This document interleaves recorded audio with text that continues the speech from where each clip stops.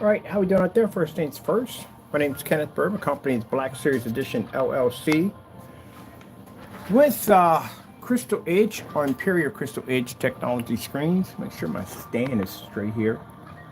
There we go. And our new company coming up under the FLE-BT technology. I'm still working on some stuff for that website too on top of that. So what we have here is, this is a desk that I built. Why is my glasses way on the side? We're going to fall off the table and get broken. This is a desk that I pretty much just put together. Didn't go out and buy it because, again, I don't like buying stuff. I'd rather build stuff at the end of the day than buy something. So this is the screen that I had over on the other side of the wall. That was the dirty piece of wood that was laying against the side of the garage. And I just cut it, trimmed it to the size that I needed, basically screwed it down to one of those $50 utility tables that you get over at Home Depot. And then, of course, it was already coated with FLE technology. Now, the screen I use now on that side is wallpaper, but I'm not showing that off yet. I'm doing some work in that little section over there, so we're not ready to show that off yet. And I got lighting to install over there, the LED lights that I actually bought. I am trying to put them in because I'm buried in paperwork for the last couple of days. But anyway, so this is just a piece of dirty wood and just a old utility table, and converted it into this giant desk, which comes in quite handy for work. So right here, we're using a 50 lumen portable projector.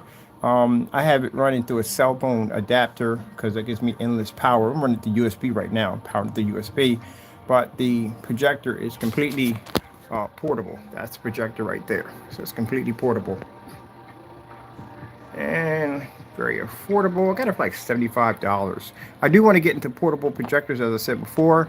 It's something I do want to invest money into because the technology looks absolutely incredible on 50 lumens. It generates quite well. So from what I've seen in the projectors, a projector at 150 lumens or 200 lumens would run extremely well. We could run it at 50 lumens with no problem. So that's what I'm going to be working on, some portable screen setup. As I said before, you know, me and Taco Cat over there, and we got the portable bag running all over downtown with our portable setup, our projector, 50-inch screen, and we're going to be displaying the technology in all different places where people can actually play a little bit of retro buy hooked up to it. We can do a little gaming and show off the screen.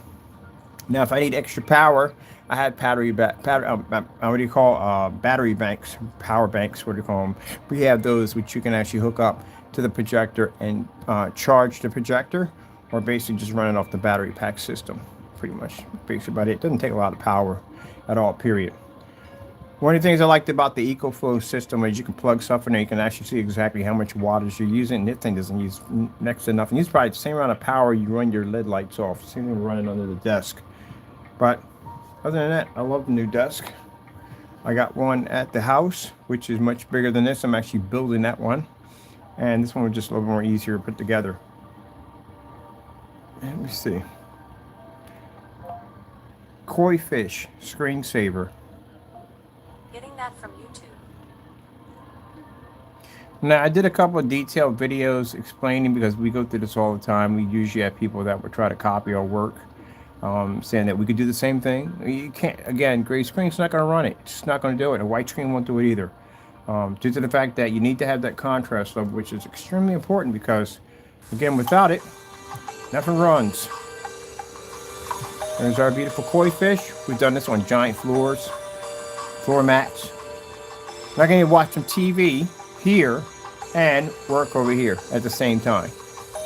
So it just shows you on what you can do with black technology on so many levels that you can't do on any other screen. We had a pretty cool one that had more color to it. I don't know if they still have that one.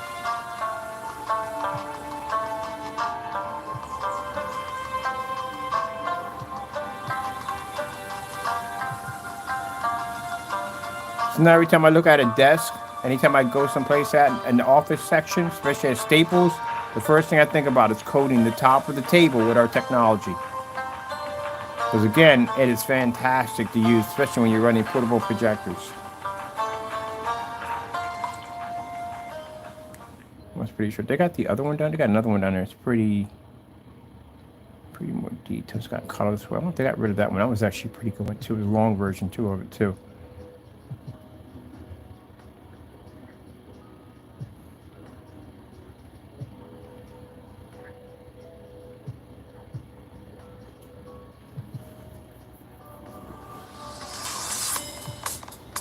It starts with a slide. Tender. GMC Sierra. It's the truck. Or get 6,000 purchase allowance when...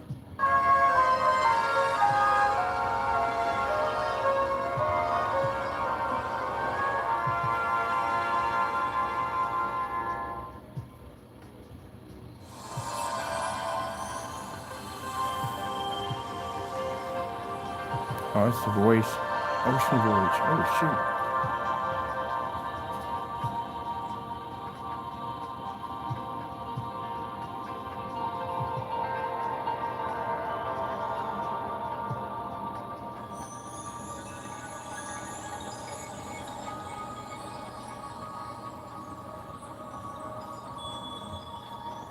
Now, as you can hear by the speakers, the sound is fantastic on this portable projector. It's not a name brand either. Actually, I'm kind of shocked. It's not actually not a name brand. You can pick them up at Sharper Vision, but yeah, it's not even a name brand. It actually works quite well with the technology. Now, would I advise any other? No. We've had this projector for like forever. It's one we actually like. I think I have it on the page. It's one of the projectors we do support.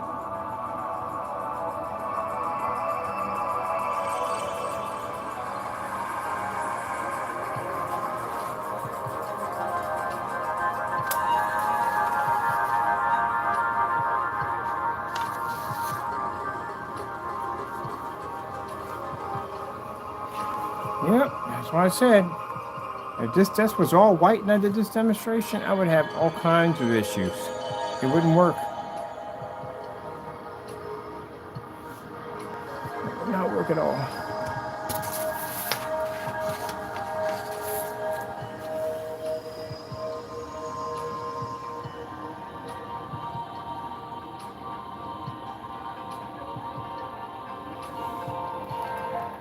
Matrix 3D screensaver. Getting that from Ooh, I gotta do the pipeline on here. I literally forgot about those. It's the 3D. Where's the 3D at?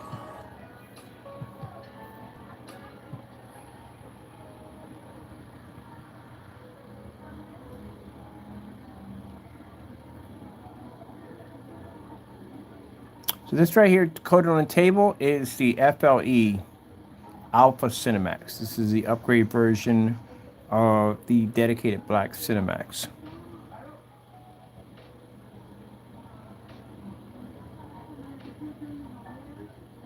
Where's the 3D version? That's 3D. There we go.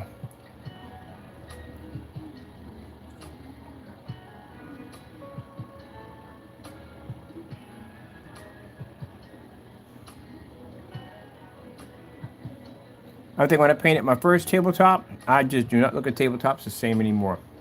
It's just that you just find them so boring now without the coating attached to it, because I can just project anything I want. Matter of fact, the one I'm actually building for at home has 4 different Pico projectors attached to it.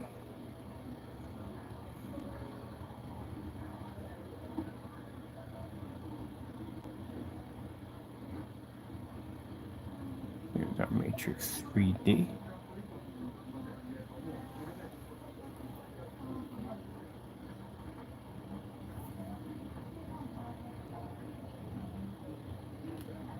Pipeline screensaver. Getting that from YouTube.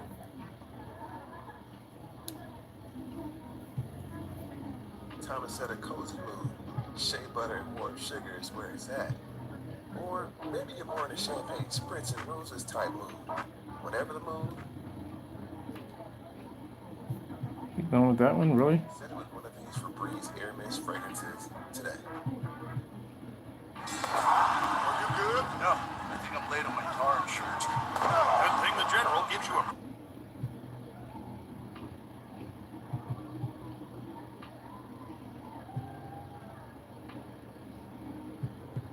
So this kind of shows you the stuff that you can do with our technology. We've done tables before.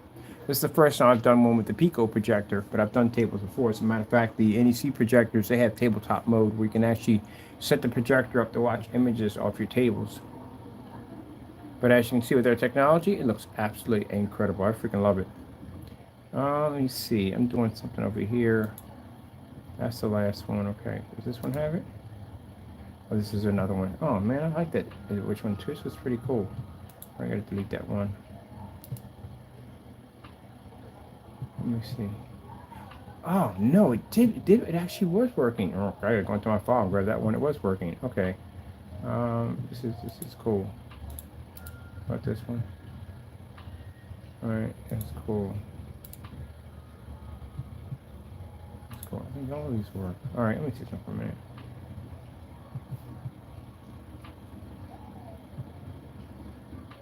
Just tone. That's not tone. Pictures.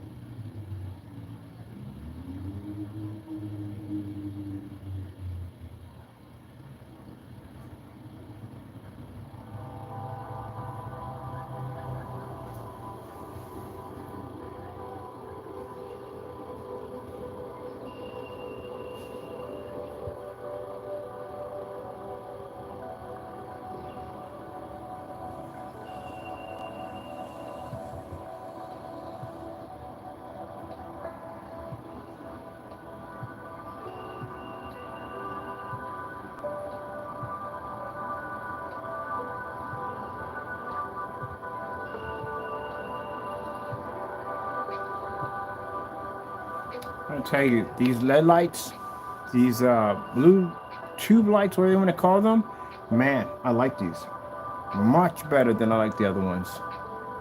I think I'm going to be using these from now on. Much better.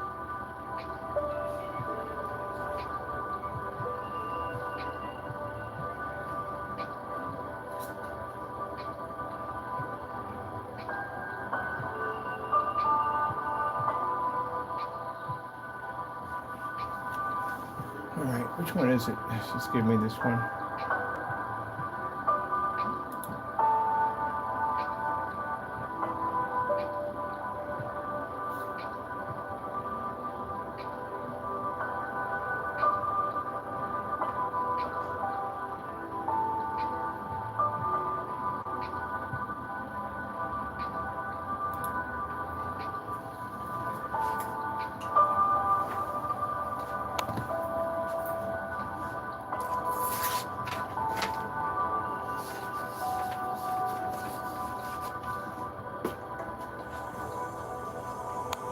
So this looks like.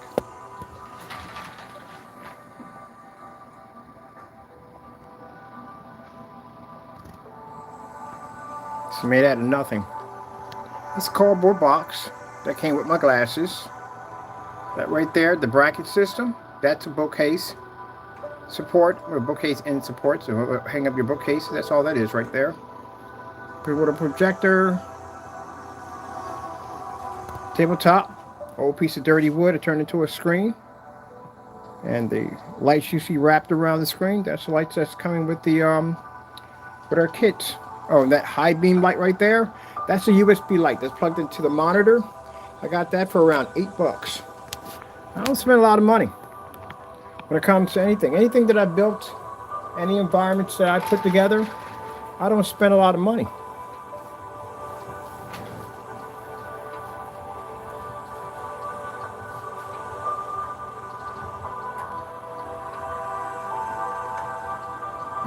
That's why people feel at the end of the day they got to spend all this money to have amazing things. No, you don't. Y'all doing too much. This technology on this table allows me to do so much more than just use it as a work desk. Soon I'm going to be setting up my projector mapping applications right on the table. I can scan whatever I want on this table.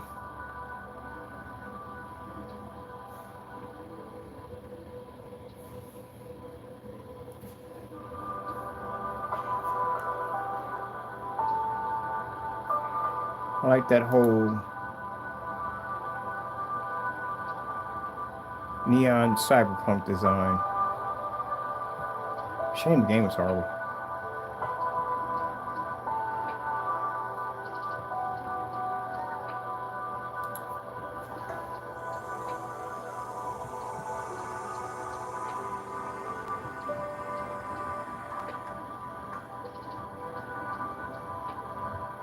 Should get something else. Nice little display.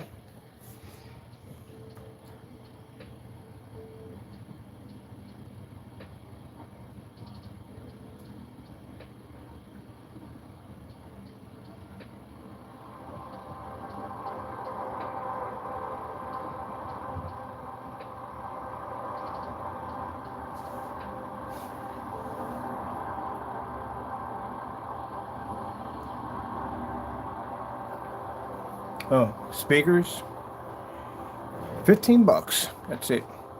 Like I said, spent a lot of money.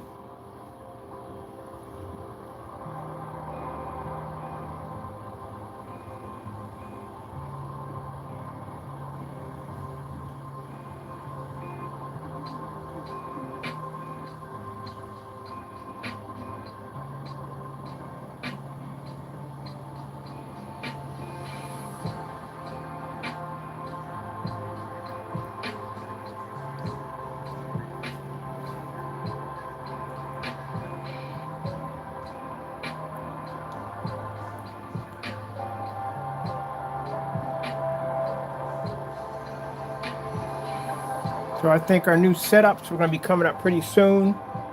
Our portable setups with already pre-coded screen. You don't have to do any work. Screens are already pre-coded. Set up your Pico projector. It's going to look absolutely amazing. Other than the white and gray screens that you see that, you know, you can't see that rigid, pick up that color and contrast. These screens are going to look just like TVs. So we're going to have these nice little packages we're working on.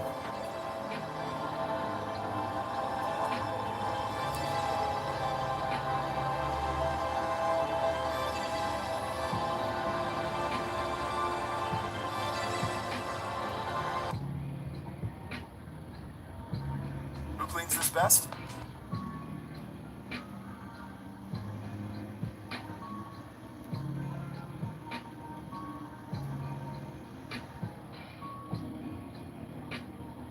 What's this right here?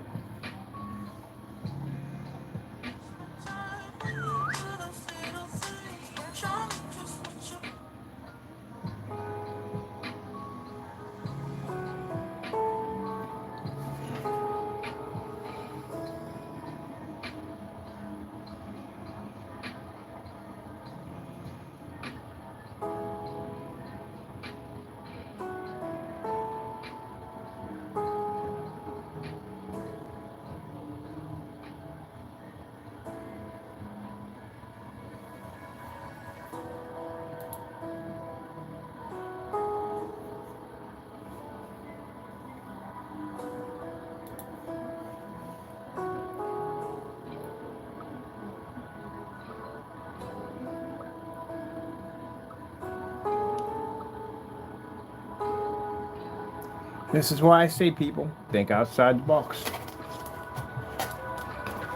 This technology and any technology we develop, skies are the limits of what you can do with it.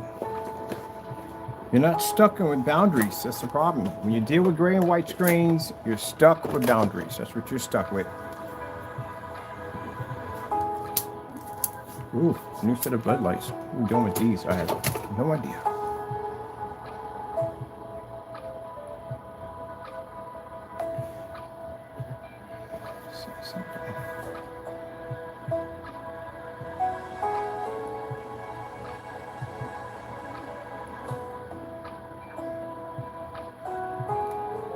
Coca-Cola OLED.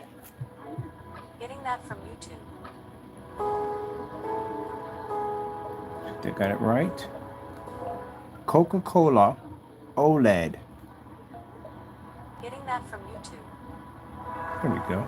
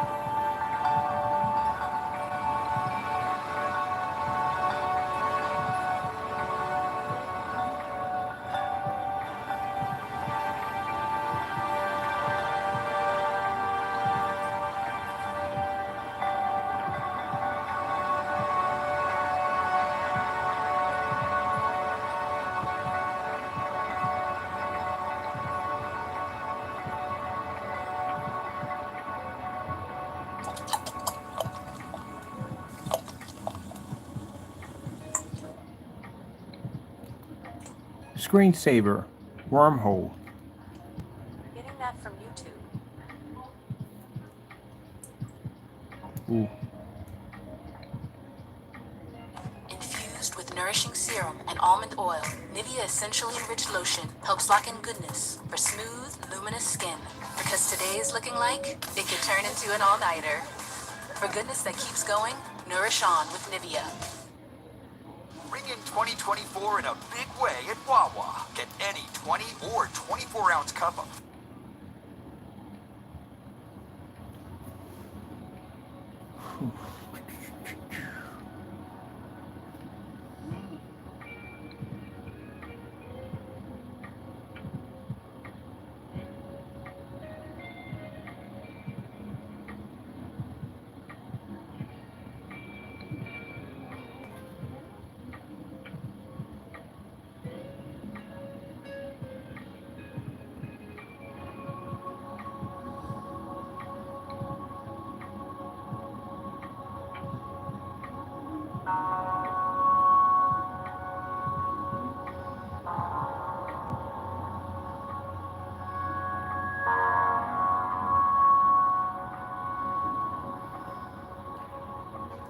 I think the diamond would do well because it doesn't have the angle gain effect. For any of the other certified screens I've tested, if I were to lay them flat like this, they would have some problems because of the angle gain. It would cause some issues. Definitely would cause some issues. Your screens were designed to lay upright, so not laid flat. So that would be a problem. And again, basically, it could cause some problems where they may say at the end of the day, well, hey, our screens aren't designed to do that. Why would you put them in that position to begin with? We don't want to basically entertain that thought of it all. But the fact that they can't do that automatically explains already from the door why our technology is more advanced. Because again, you can turn anything to a screen. My entire tabletop here is literally a projection screen that I can work on. Doesn't crack, doesn't peel, none of that whatsoever. I freaking love it. I want to do more now. I want to do a couple more customized desks. I want to definitely do it. These LED lights. So the diamond, I would only think would do it because the diamond has that zero edge capability, which means it wouldn't go dark if I were to lay it down. But still, it's not going to produce on an infinity contrast level. It won't reach it.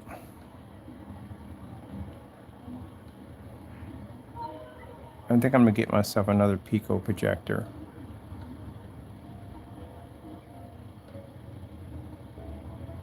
Ooh, I got to see what this is going to look like. Wow.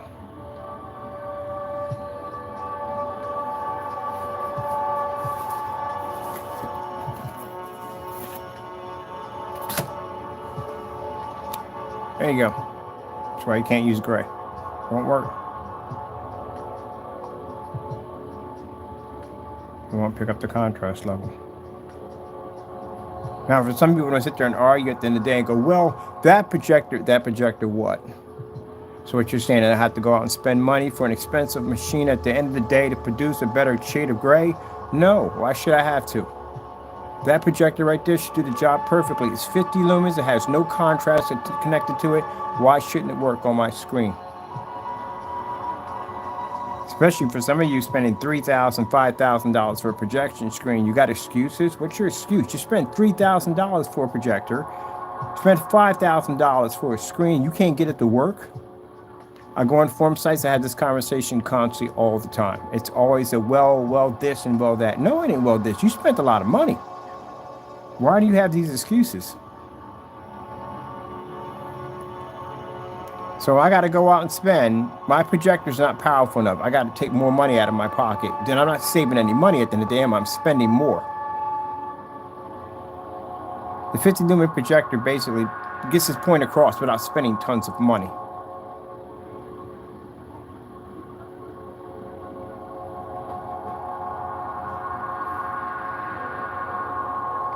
So if the thought process is through my head that I have to basically be stuck in dark environments, I have to spend more money for an expensive projector just to get those levels to pop, it ain't worth my time. I'm not spending any more money. Shouldn't have to.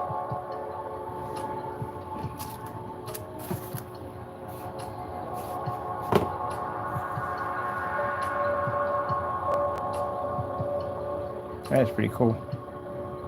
Let me get back to my. See, didn't really show any effect at all. So that's why I tell people at the end of the day, you know, if I go on forum sites and I had these conversations and say, well, you know, your projector, my projector's not what? How much did you just pay for that whole setup over there? That's what you paid for. That's almost about a car. What you paid for? $10,000, $15,000 over there you paid for in equipment? You mean to tell me that you have to be in the dark to get your colors to pop? Spending money for expensive projector to get more inky or black levels, which you're not even picking up? I'm doing just fine with my 50 lumen projector. Now, if anybody makes great paint tells you at the end of the day, well, that's not true. Our product, no, your product doesn't. Because you can't read an Infinity 1. You have to pick that up. I don't know where in the world that went wrong, somewhere in the language barrier. If you're talking about you pick up true reds, true greens and blues, and all the other stuff, what's going on with the contrast? You got to pick that up too. That can't be fake. Oh, man, that looks pretty cool. I'm telling you, the FLE, beautiful colors. Beautiful, beautiful colors.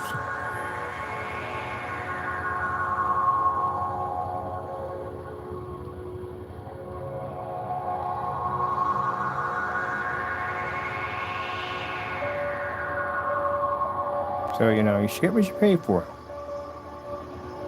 When I go buy myself another one of these projectors, I should never have to worry about contrast. Shouldn't worry about whether or not the room has too much light in it. None of that nonsense at the end of the day. I shouldn't have to worry about any of that.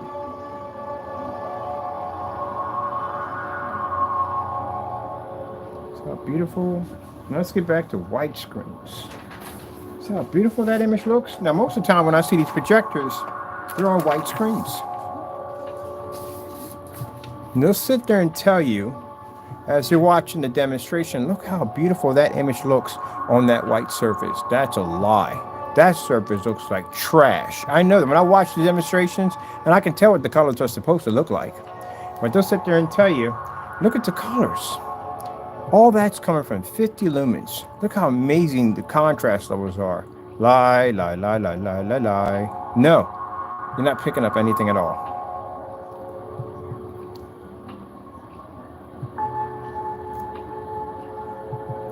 That projector has amazing capabilities. The thing about it is you will never be able to see it if you're using a white screen.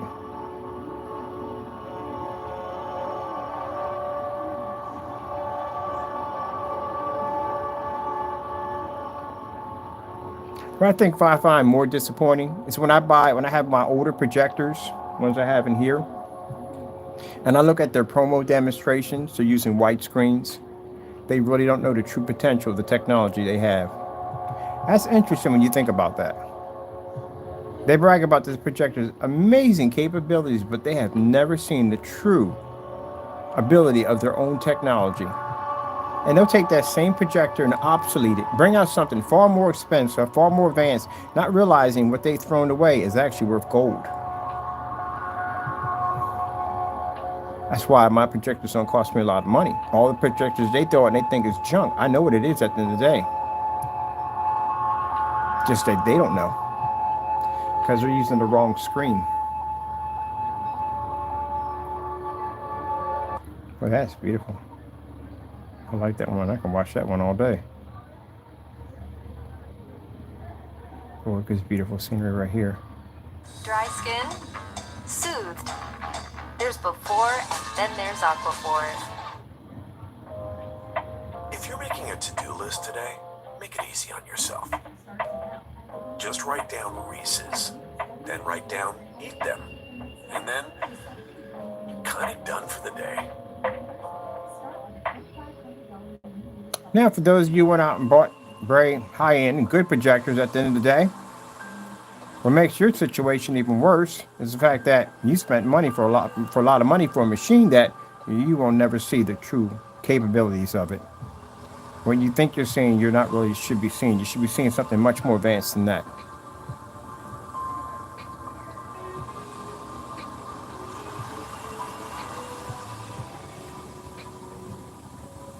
50 lumens. Zero contrast on this projector.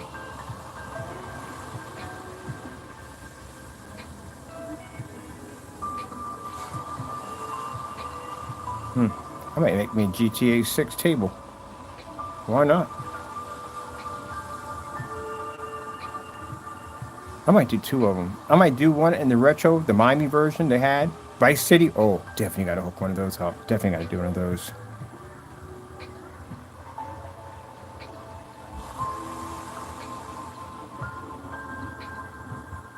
That'd be pretty cool. I can have the table decorated from stuff from that era.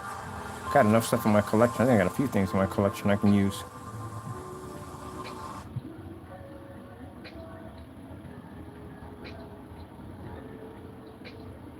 Oh, this is a nice one right here.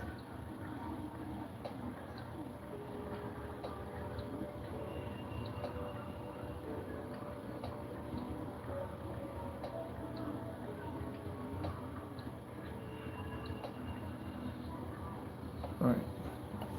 Let's remove this. Let's see if I can get this to come up a little better.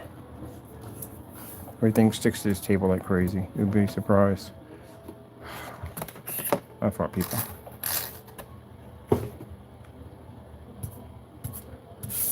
There we go.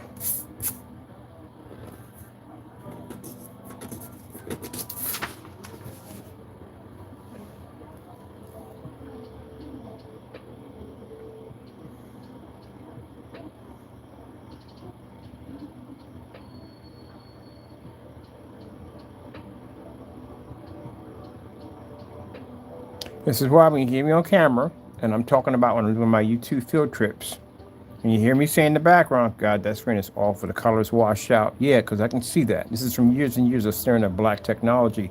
You see things differently. Oh, this is awful, absolutely awful. I remember when I told you, and I was at Disney World, and they had the Ronco and Barco projectors and the line exhibit. I couldn't be there. I just couldn't take it. It was driving me nuts. It's like a person having OCD and you move things around and, you know, it's like that. It drives me crazy. I can't see it. It's ruined me for movies. I can't even watch movies. You know movies I watch? If I ever go back to the movies, I watch the 4D. The 4D movies are the only ones I can tolerate because they got things going on around. It pretty much keeps me occupied. But to stare at the screen, yeah, I can see all that on the screen that's not supposed to come up the way it's not coming up correctly.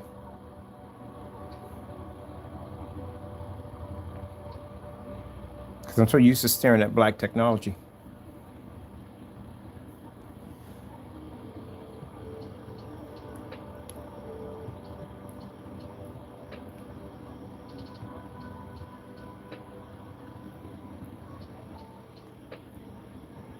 Not supposed to look that way. I've never gone to the movie and go, oh wow, look at the color. That was absolutely never, ever. I just go there and go, huh. You know, the movie plot was good. It was pretty good. So and so and so storyline. But no, everything else just looks washed out to me. That's what it looks like.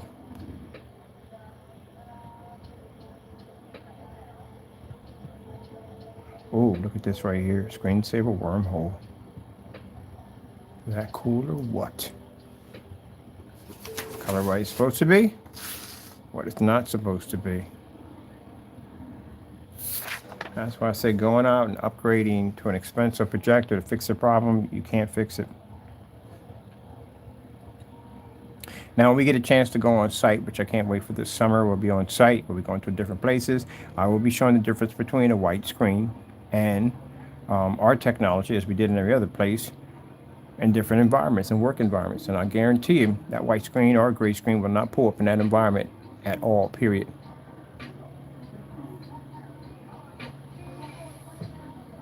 Now, if they say the product's ultra short throw compatible, everything's ultra short throw compatible to a certain degree. Only thing that's not ultra short throw compatible is the reflective surface, the certifies.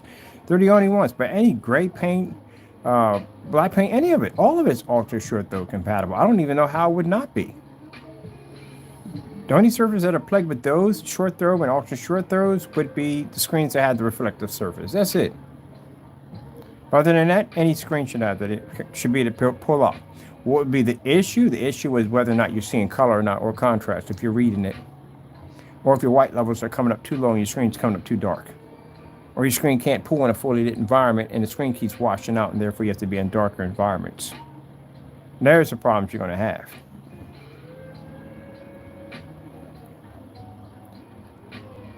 I like that on the table.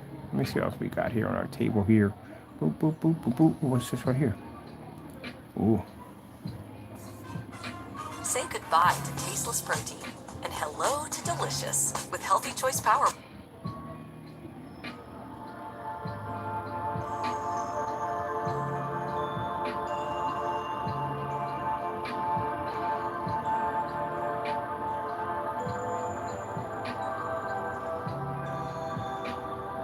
I saw someone in projector mapping doing a table way back, and I thought to myself, well, why can't we have this? I should do a table projection screen. Problem is finding the proper projector to do it. Epsons can do it to a certain degree, but to lay perfectly flat without getting the wedge, the only ones I found were the NECs do it.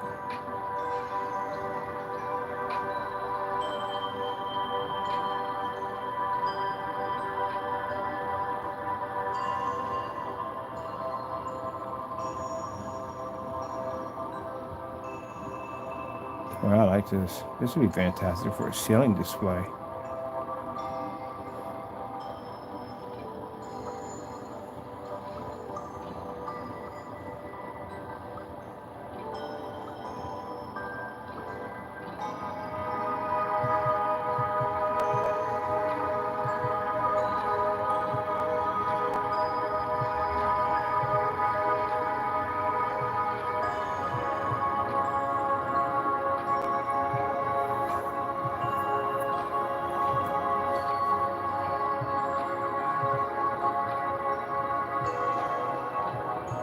Bright levels, affinity contrast, and beautiful colors.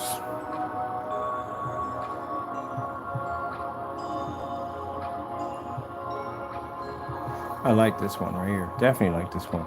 Definitely going to come back to that one.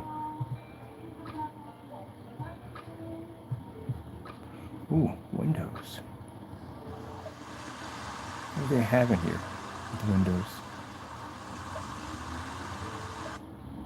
Does he have more than one window? No. I'll go to channel. What other windows do you have? Oh, snow.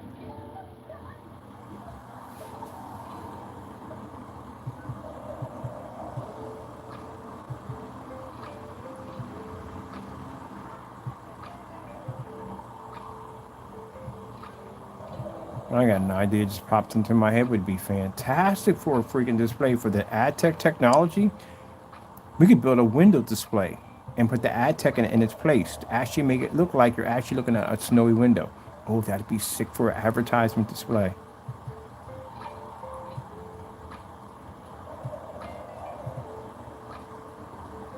Virtual window. I've seen virtual windows before, but to do one with the projector, that would be pretty cool.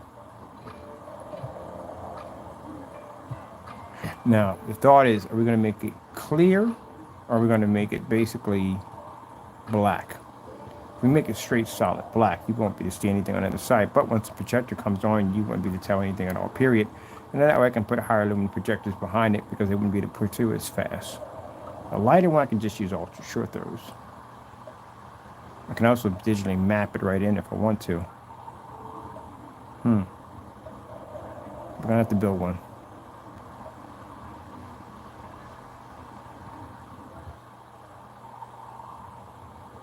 Since we're going to be renting out these spots, I will have one over there.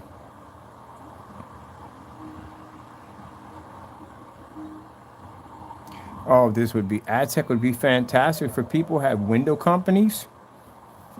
You can literally display, we can build a display for you. You can actually set it up where you can actually have it look like it's snowing right through the window. So that would be sick, wouldn't it, for people who sell windows? See what I'm talking about? Possibilities are endless.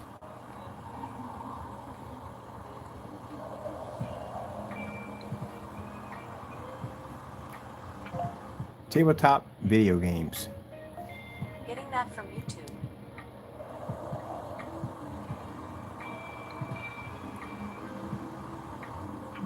Should just went with the old Pac-Man. That would have been much better. Let me see. Pac-Man video game. Maybe she didn't hear me. She did hear me. Okay. Nope, not the movie. Ghirardelli Alexis. Pac-Man video game. makes life a mite better. Oh, jeez, for some reason, get me the game itself. I forgot you do games on these things, which I don't even know how you would. Alexis, Pac-Man video game trailer. Getting that from YouTube. I bet you brings the movie up. Let me see.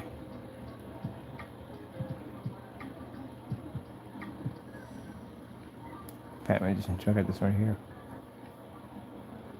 I'm just gonna do it flat. There it is.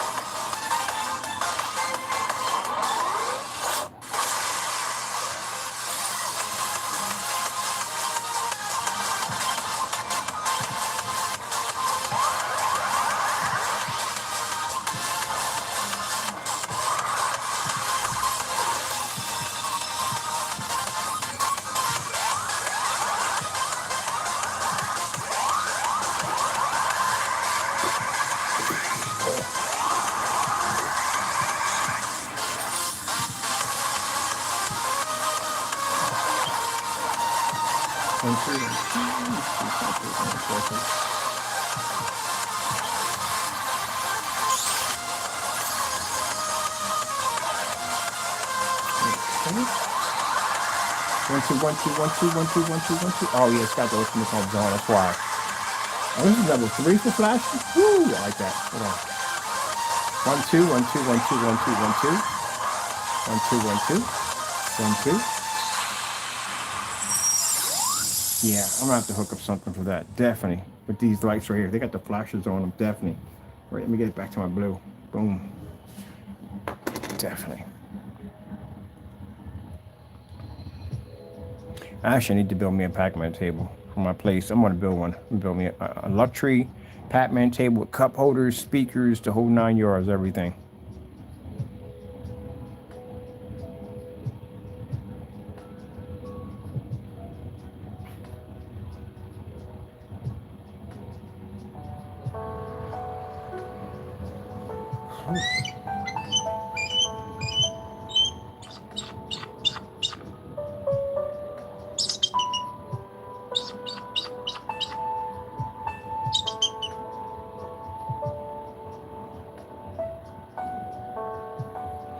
Nice, beautiful colors.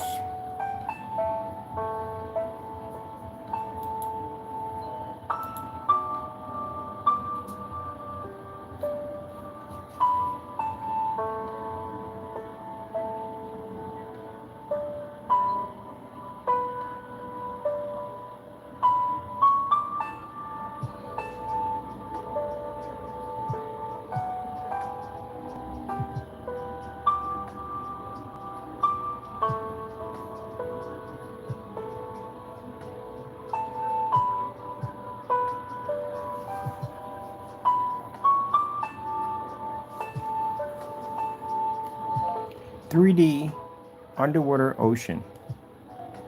Getting that from YouTube. When does you control it? Oh wait, sharp sunken core reach 3D. Can we use the controls for this thing? What?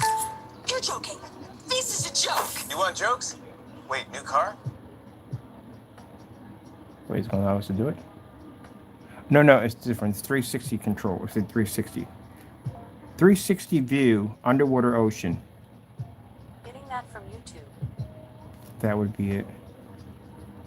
Let me see. Just want to shoot out. Maybe to move it around. Yeah, it does.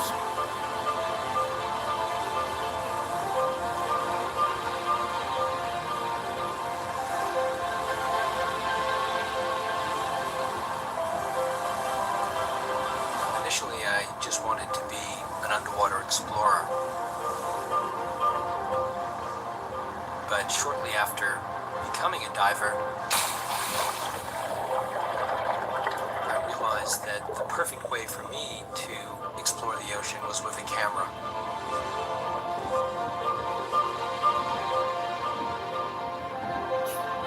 My name is Brian So I'm Scarrett, using the and controller I'm a here National Geographic magazine photographer to be able that to specializes in control what I ocean can see wildlife. in the video. So I like these videos right here. These are fantastic when you do videos. Buck Island is this spectacular coral reef. You feel like you're in a storybook.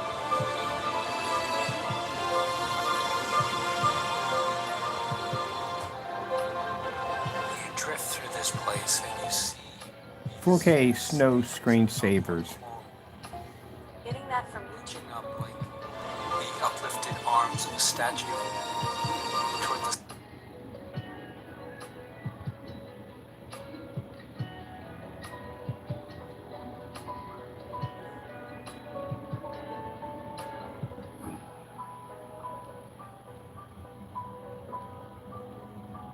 Yeah, it's 4,800 quarts. That's what it takes, literally.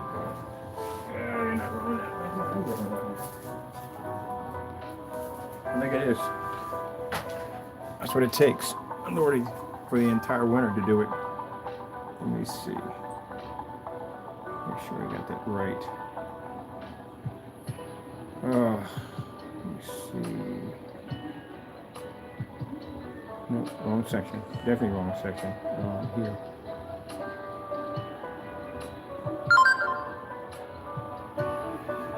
How much wood does it take to keep your cabin warm for the winter?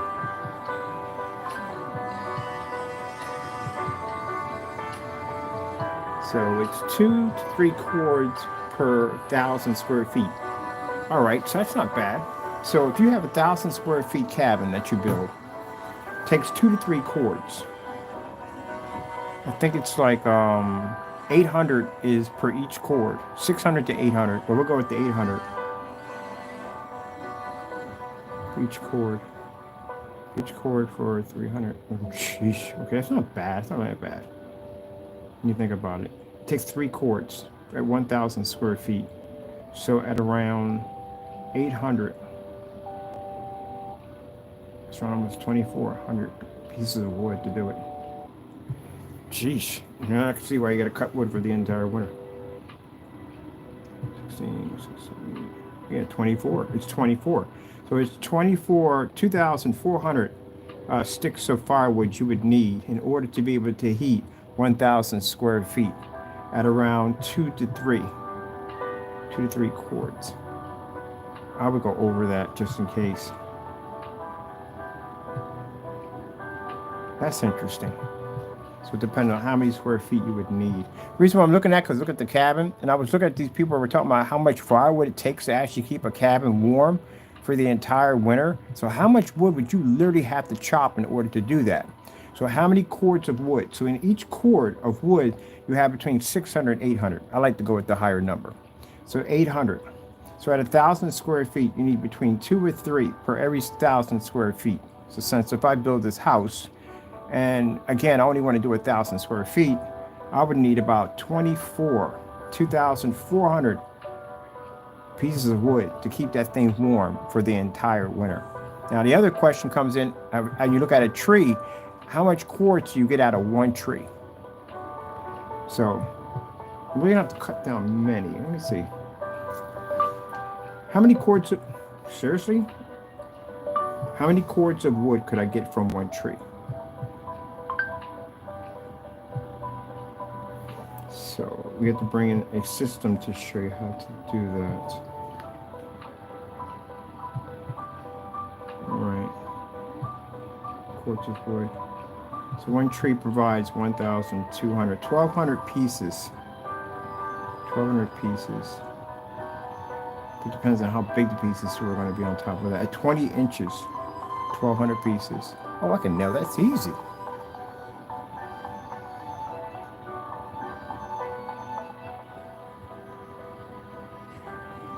That's not hard to do at all, period.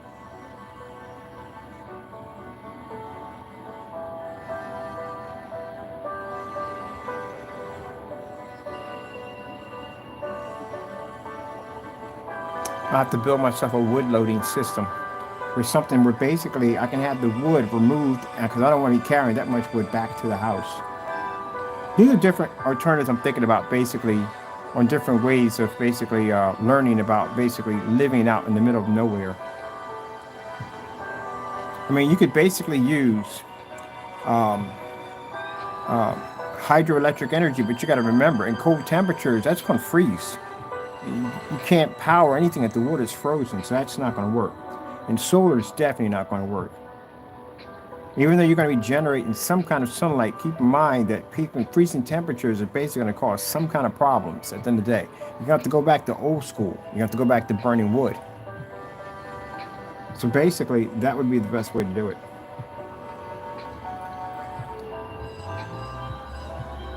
$1,000? That's not bad at all. Wow, someone has a 4,000 square foot log cabin. And what I'm going to take to burn that, keep that thing warm. That's interesting. These are things you should automatically know. You should know this stuff automatically. Teach yourself it. You know, that cold weather that we had that popped up out of nowhere. Yeah, a lot of people had Teslas, those cars, and they found out something about their car. A friend of mine got one. Paid $50,000 for this vehicle. He can't even use it. It's sitting in his garage right now. He's driving his wife's gas car around. He can't use that car. It won't work. 50 grand for a machine you can't use. And just think about it. They were thinking about it at one point, and they probably are still thinking about it, and making all the cars so they're hybrid. So they basically run off electricity. Bad idea. Can you imagine if we already did this and a cold snap kicked in like this and everything's shut down?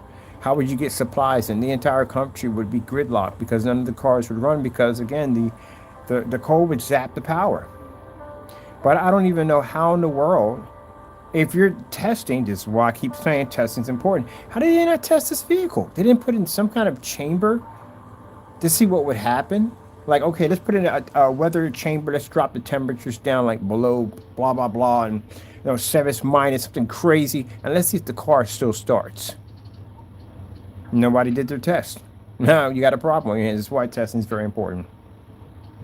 Now you got a graveyard of these cars because we got a charging station up here, and there's a bunch of them up there sitting up there, and they can't move. You can't charge. If chargers are not working, nothing. They're just there. A lot of money spent for a machine, and then even worse, people who actually have charging stations in their homes. Guess what? Came out from work and your battery's dead because guess what? Cold zapped your battery. Yeah, they should have did some testing on that. I got a friend of mine, he's all about that. Well, it's saving the environment and all that and this, that, and the other. Let me explain something to you. The environment's been going a long time ago. It's been going a long time ago. Go back to the industrial age. What's it called? Yeah, the industrial age. Not the something they call it. It would be the industrial age. It would be in that era. It would be. When you had trains that were pumping out tons of coal and fossil fuel into the atmosphere, and you had massive factories that were producing, and they were all run by coal. You know what coal does, right? You know what that chemical pollution does at the end of the day? And majority of all the kitchens, because mind you, at one point, coal was the major source of power to run everything. So what do you think? Ripped up the ozone. And then kick it off to the 80s, where everybody was using aerosol cans like crazy. Yeah, we damaged that a long time ago. Trying to repair what God had built to begin with, yeah, we trashed that. We trashed it. Everything was perfect. We trashed it. We did. Doing too much. Doing way too much. So that's gone. That's pretty much gone. The only thing we could probably do is try to slow the process down. But yeah, right. Yeah. Good luck on that one. Good luck on that one. You can't fix something that you didn't build. That's the problem. You didn't build the ozone layer. God built it. So he's the only one that can fix it because we can't fix it.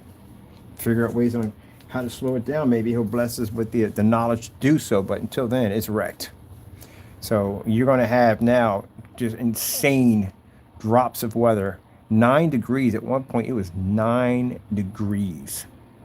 Now, people live in countries that are much colder than that are like, that's nothing. Absolutely nothing. I think the coldest country in the world, I can't think of the name of it, I think it's somewhere in Russia. They get something like minus something, well, even like 71 or something. It's insane over there. People live in that climate. So cold that plants don't even exist, can't grow. And you have to look it up. They have it on YouTube. I watch the world's coldest Coldest place in the world. And they wear these masks because, again, if you go outside and go, you'll freeze your lungs. Yeah, that's cold over there. But yeah, that gives you something to think about. Gives you something to think about. And some states didn't expect to get cold snaps like that. They got them. Those cars don't run for jack at all, period. And $50K, or whatever you paid for that vehicle, some people pay $90,000 for a vehicle that won't work in the cold. So somebody wasn't testing. Somebody wasn't testing. I mean, they take planes and they stick them in these turbine wind chambers to see how well the wings will hold up to turbulence. So if they do all that, when you want the car that you spent like almost about 50 to almost 100 grand for to be able to run in cold temperatures, just imagine what would happen if you were somewhere really far out and that car shut down on you.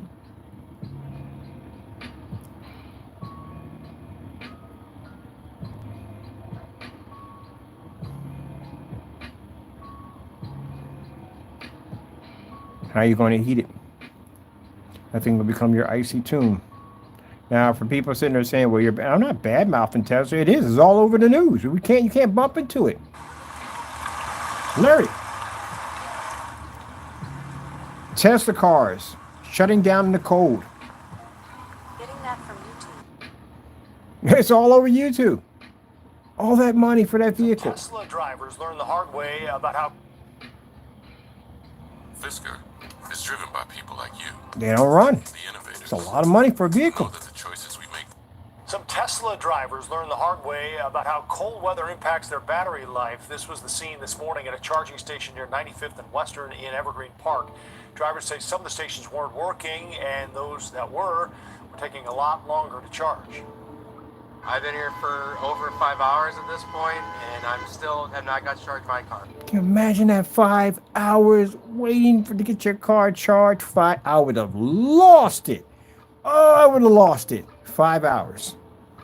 And you're not even charged. Charge it should take 45 minutes. It's taking 2 hours. That driver says he saw at least 10 cars towed.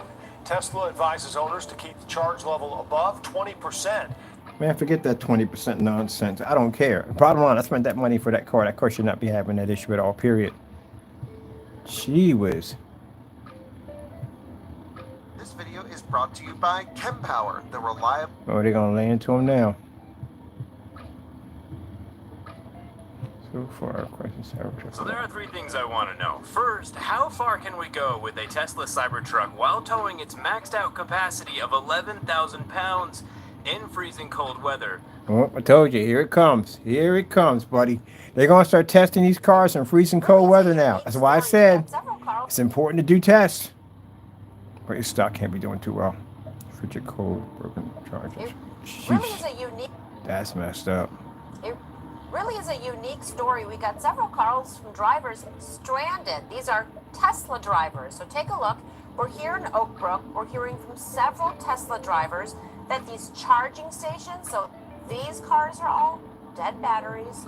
That car is stranded. Here comes another one hoping for something good to happen here. All of these vehicles right here, all of them have dead batteries because of those charging stations. They're not working.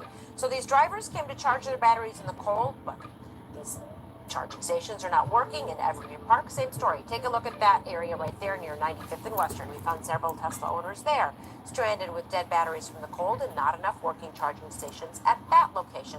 We talked to a driver here in Oak Brook where we are who tried to call Tesla for help and nothing. Yeah, because they're losing it over there. That's why. Their phone is probably ringing off the hook right now. And anytime a company does a reply back, that's not a good sign. That's not a good sign at all. Because they're probably being bombarded by their investors. If I was an investor right now, yeah, I'd be triggered. I'd be contacting them left and right. I'd want my money back. Something at the end of the day's got to go. See, this is what I'm talking about. Pushing out product too fast, too quick. This is what happens when you have big corporations that don't do things correctly. Somebody cut corners. Somebody didn't do something right, and now they're going to pay for this. This is going to be a catastrophic mess for them. It is. No one's going to touch these cars with a 10-foot pole now. If you live in the warmer states, you're good. You're fantastic. You're good to go. But if you live in the colder states, no, this ain't going to fly. It ain't going to work.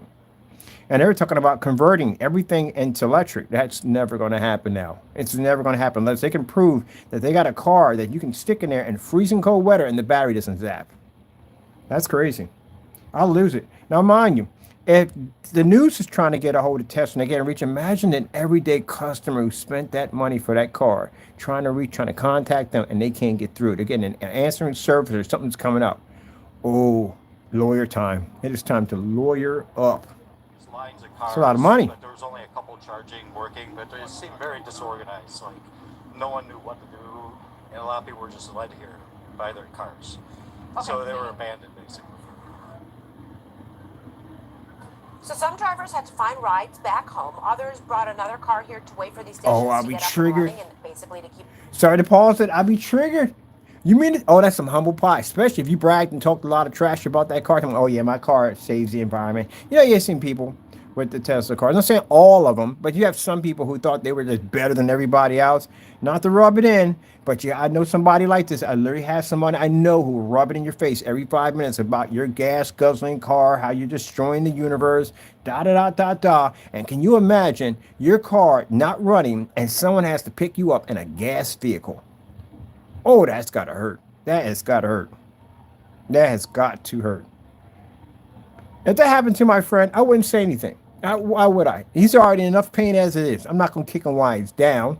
I'm not going to say anything. I'm getting in the car. We're cool. We're friends. Let's go get something to eat and leave it at that. How you going to handle the situation? I think you need to talk to somebody. That's how I'm handling it. I would never knock somebody down. But you know, online, they're going in on them. They are going in on them online. Oh, it picked me up for my car? I spent that much money for that vehicle? Eye on their vehicles. As always, in these extreme conditions, No one's going to take them. Experts advise if you don't have to drive, if you don't have to leave the house, then just don't. It's simply too dangerous to wait around for anything or even be outside for any exposed period of time. These temperatures can be life-threatening. Hypothermia, frostbite can set in just a matter of moments. If you do have to be outside, if you don't have a choice, you have to go to work. For example, you take public transportation, bundle up and cover up as much exposed skin as possible. Take gas. That's what you do. That's what you do. That's what you do. That's why all the gas cars are running right now. Nope. I even talked about it at one point. Yeah. Stop. Do not buy an EV right now. EVs just got exposed. EV owners are sounding the alarm against EVs, and the reason is definitely not what you think. EV owners are switching back to combustion engines, absolutely dreading the thought of... Yeah, they are going to switch back over. There's no way in the world I would touch that car with a 10-foot pole. It's on it. I wouldn't touch it. The thing about it is, you're not going to really get the value for it unless you're going to have to go over. Oh, good gracious. How would you get rid of something like that to begin with? The problem you got to try to get rid of something like that is who's going to want it from you. No one's going to want it from you unless you could basically go to a warmer state. That'll take it from you. And shipping costs and all that's going to be a bit. But other than that, yeah, that's going to be an issue. Here, the cold weather is also impacting electric. Yeah.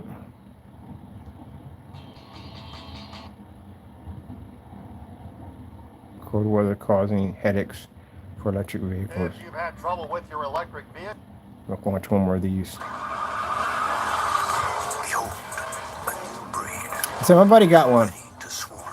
Guess where his car is at? It's in the garage. Guess who he's driving? His wife's car. She drives the gas. She's got a Hellcat. Excuse my French. I don't like saying that, but yeah, that's what she drives. if you've had trouble with your electric vehicle this week, you're not alone. The cold weather causing headaches for EV drivers all across 5 country. 5 News reporter Jose Carranza asked experts why this is happening and what you can do to avoid any issues. Why didn't they test the vehicles? Cranking your car in the cold weather may reveal a bad battery. But what if your car uses a bigger battery? Well, some electric vehicle drivers in the Midwest and Southwest became stranded in the cold this week due to dead batteries and malfunctioning charging stations. Electric vehicles will use more electricity for providing the heat for comfort of the occupants, but also battery, electrochemistry, chemistry, and physics all go slower when the temperatures go low. And it's exponentially dependent upon temperature. So if temperatures drop 10 degrees, the processes have to decrease by almost 100-fold. AAA did a study in 2019 to find out why driving ranges dropped for EV drivers. What that study found is when temperatures drop to 20 degrees, which, you know, we've been at that and even lower over the last week or so. Electric vehicles' average driving range can drop by 41% Jeez. when the HVAC system is Why? used to heat the inside of the vehicle. While regular gas vehicles face battery issues as well, their engines actually help. In an internal, combustion engine vehicles, the engine produces heat, which, that's partly used to heat the inside of your car. The EV obviously doesn't have that engine heat to run off of, so it's like running a space heater off of a battery. Not only does the HVAC system drain more battery, but heading to a charge station can too. Electric vehicles will actually use battery power to warm up the battery to allow it to charge. For any continuing cold weather, AAA suggests you heat your car while charging and plan ahead for charging stations on your trip. Even something just as simple as... Yeah, but how are you going to plan ahead for charging stations if the charging stations aren't working? That doesn't make any sense right there. And you're talking about heat your car up. Like, how are we going to have it in your garage, I guess, with the system? Some people don't even have that. You know how expensive those things are at the end of the day, but some people don't even have that at all, period. They depend on the charging station. But how are you going to basically pinpoint a charging station if the charging station it can't charge because it's too cold? That's just stupid. And of course, your system's going to tell you the nearest one to go to. It's just going to take you to a graveyard. That's pretty much where you're going to be at with that car. That is freaking messed up. So yeah, I'm pretty sure that they're over there scrambling for Tesla. They're scrambling for damage control, because I don't have no idea why someone did not stick this vehicle into a temperature control chamber to test to see what would be the reaction of the car if it was basically dropped below a certain freezing level. Why didn't they run that test? I don't get it. That's crazy. That's absolutely crazy. Did they test these things for heat waves too on top of that? Less than you wanted. I'm not going to say it at the end of the day, because they'll probably say at the end of the day you made something up. I don't want to go down that road, but still, this is why it scares me, man, about stuff needs to be tested. That's why I told you, batch numbers, all that stuff needs to be tested. That's crazy. That's absolutely crazy. I'd lose it. I'd freaking lose it if I spent that much money for that vehicle. And I'm trying to call customer support, and no one's picking up on the other end. I would definitely lose it. That's crazy. It's a lot of money. Technically, who's going to buy it from you? No, over here in the colder states, they're not going to buy it from you, not knowing what those cars do and the bad publicity that them cars are getting now. No one would touch that car unless you're in a warmer state. You'd be fantastic with it over there. A huge EV scam just got exposed. EVs are turning into dead robots in cold winters, leaving EV owners shocked and stranded in the middle of nowhere. Thousands of EV owners rush to charging stations, but over 70% of the charging stations don't even work. And get this, EVs lose their charge almost twice as fast in winters. And in the middle of all this, the political leaders continue to lie to the public. EVs aren't the future. And if you were going to buy an EV, this video might change your mind forever. Man, they make it where you... I'm not buying. That's crazy. That's insane. There is no way in the world I'm going near that. There's no way in the world. They're going to have to show some really hardcore tests that car basically has the ability to be able to run at temperatures that are at minus 20 or minus 10 or minus 9. They're going to have to show it.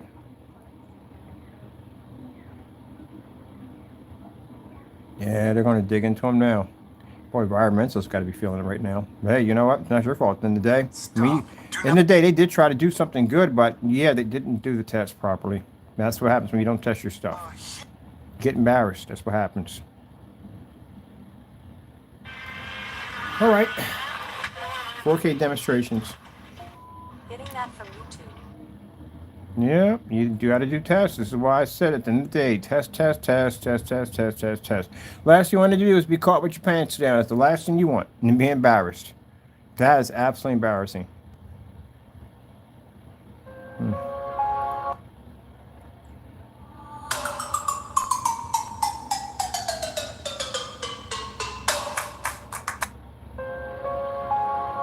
I sit back and I watch all these documentaries on these big, huge, multi-million and billion-dollar corporations that just disappear. They're not around anymore.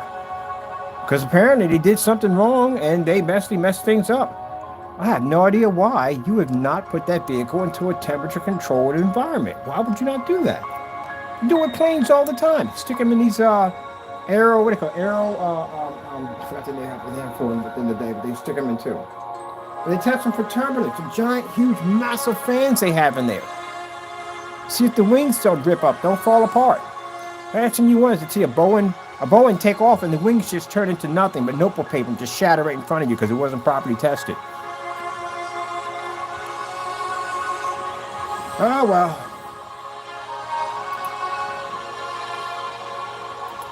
Howard T4 had it right.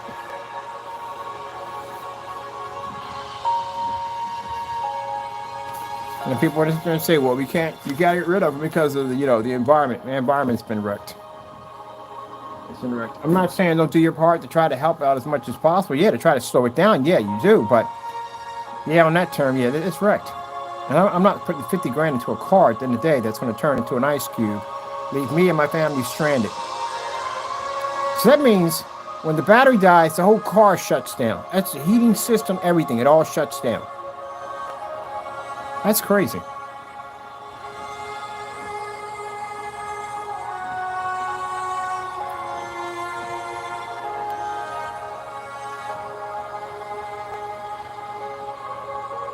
Don't have to worry about someone stealing your vehicle. No one's going to want it. They're honestly not going to want it. No. I'm good. Nope. Could be worse. Could have went out and spent the money for one of those electric BMWs, a high-performance sports car. Paid a couple of $100,000 for that vehicle. And find out that thing doesn't run. Oh, wait. There was a guy talking about that. He has a BMW. He has a BMW paid for it. It's electric. And he has it in the garage using his wife's car. I saw a guy in Newcastle talking about it. And the guy was laughing. So where's the BMW? He says, oh, it's in the garage. Driving the wife's car today? Yes, I am. No, I'll take an old-fashioned muscle car. That's what I'll take any day.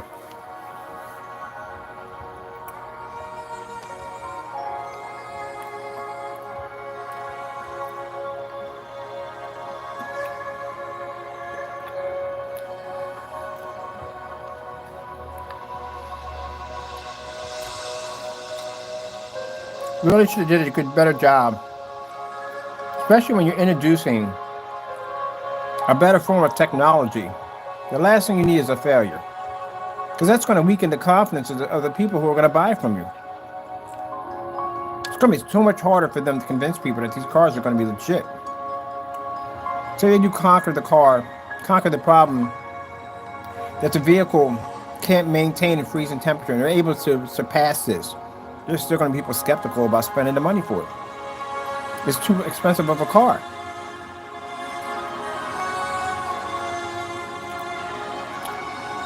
That's why when you're introducing a black technology on the market, you have to make sure all your tests are done. Because people are skeptical about a black screen.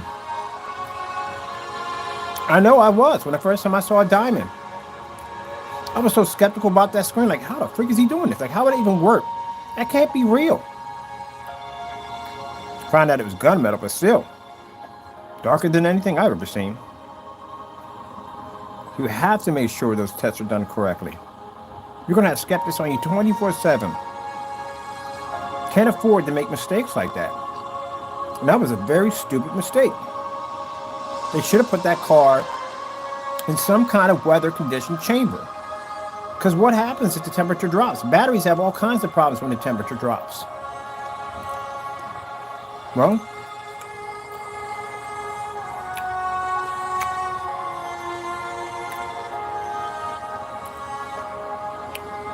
hopefully he comes out of this. I wish no bad on anybody at the end of the day. He should have tested it, though. He's a smart guy. He'll figure it out.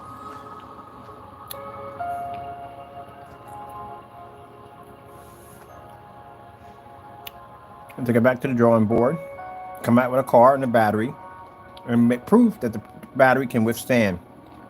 If you can't, he's going to lose his shirt on that car. He's got to come back. He's got to prove it.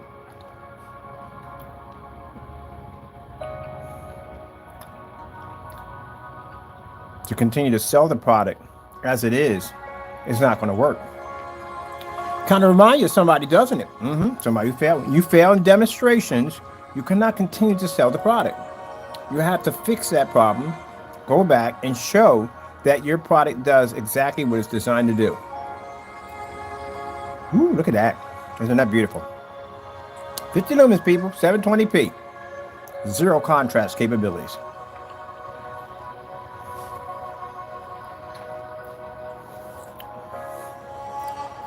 That's why I showed you the gray and white screen with the lights off, either in here, to show you that it doesn't make a difference. Some people say, well, you're in it with the lights out and your image is kind of small. So this means, no, you still won't work at all. LG. Jazz. Getting that from YouTube. I can make the screen the size of a freaking Cracker Jack box. And a gray screen still can't read it. Doesn't make a difference. It won't read, it won't read. Stuck in my head. Gray and white screen won't read it. Doesn't make a difference. Let's start off with our white first. Because people, I got this conversation all the time. Well, I'm going to be in the dark. I'm really not going to notice a difference. Well, we're somewhat in the dark.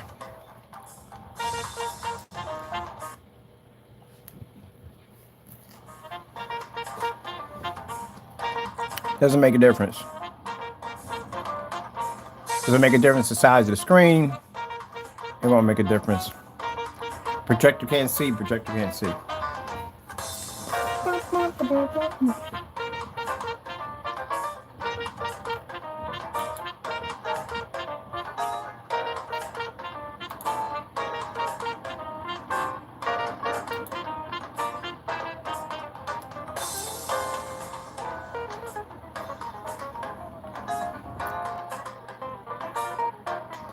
Oh yeah, I would definitely be upset over that one.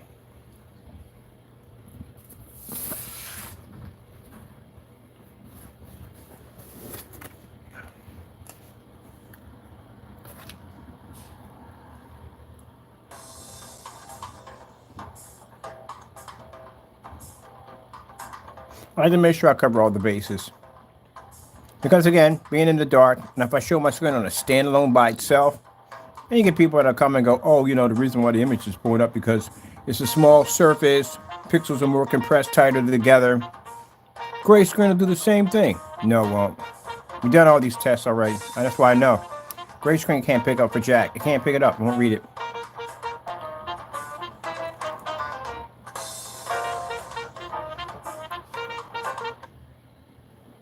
See? Can't read it. Doesn't make a difference. Even in the dark, it won't work. Whew.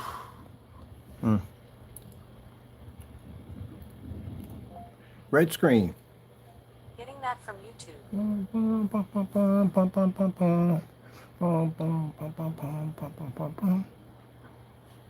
See? Told you. Can't read it. You can't read it. Can't accept it. Can't even pick it up. Now you put it next to a white sheet of paper, like so. Let's take our screen out because our screen's so showing. We gotta cover our screen up altogether. There we go. Cover our screen up altogether, or make our screen disappear. Our screen's not here anymore. So you can't see beautiful red anymore. We take away that. There you go. So now we have just the gray screen and we have the white sheet of paper. There's your improvement you'll get over the gray screen versus a white sheet of paper. And you actually think you're seeing red. People have gray screens. I'm just speaking strictly to you. We're off topic. We already showed off the desk. We're having some fun already. But this is what you think you're seeing. You think you're seeing red, right? That's not red. That's actually washed out. But I know you're looking and you're thinking that's red. It's not. So let's come over here. Let's grab our technology. Now what do you see? You know, you look at the black screen, you see red. If you look at the gray screen, you don't see red anymore. You see a washed out color. That's because you never saw red to begin with. You thought you were seeing red. It's the same scenario when it comes down to pixel shifting technology. You know, they fool you to make you think you're seeing 4K, but you actually can't see it. You're not seeing 4K. Get yourself a 4K audio receiver. You'll find out. And a nice little sound delay in there, a little echo effect going off in there because it can't pick up on the projector because the projector technically is not reading 4K. You can't fool audio on that. All right, so cover that back over again. We got to do this demonstration against them. Are you really seeing colors? All right, let's pick up a purple screen. Getting that from YouTube. Now, I know we're gonna have people saying at the end of the day, that's not my product there. That right there is, I got a color. I got the right over here. I bought a container for testing.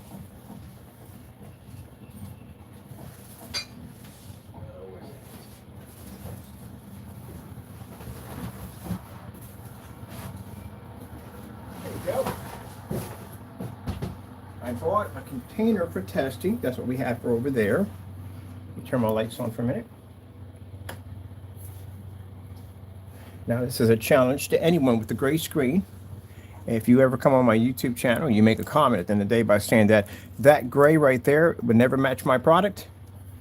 There you go. Go pick it up. This costs you $4.97, I think it is. This is what we use when we test gray screens against our product. I guarantee you this matches your product. I guarantee you. Now, if it doesn't match it, I guarantee it comes so close to matching your product that no one will touch your stuff with a 10-foot pole. The thing about it is, are you willing to risk your product? That's what it comes down to. Now, me, at the end of the day, I can throw any black surface I want. I threw this charging with a case for my glasses and remote controls and all that stuff. 'Cause my stuff is tested, so I know what it can do. But if you're willing to make that statement by saying that I'm wrong, and that won't match your product or do better than your product, then you can't talk. You got to back it up. Just go pick it up. It's $4.97. It's very cheap. And pick it up on Amazon. Right there. Apple Barrel. That's what it's called. So all I have to do is pick that up.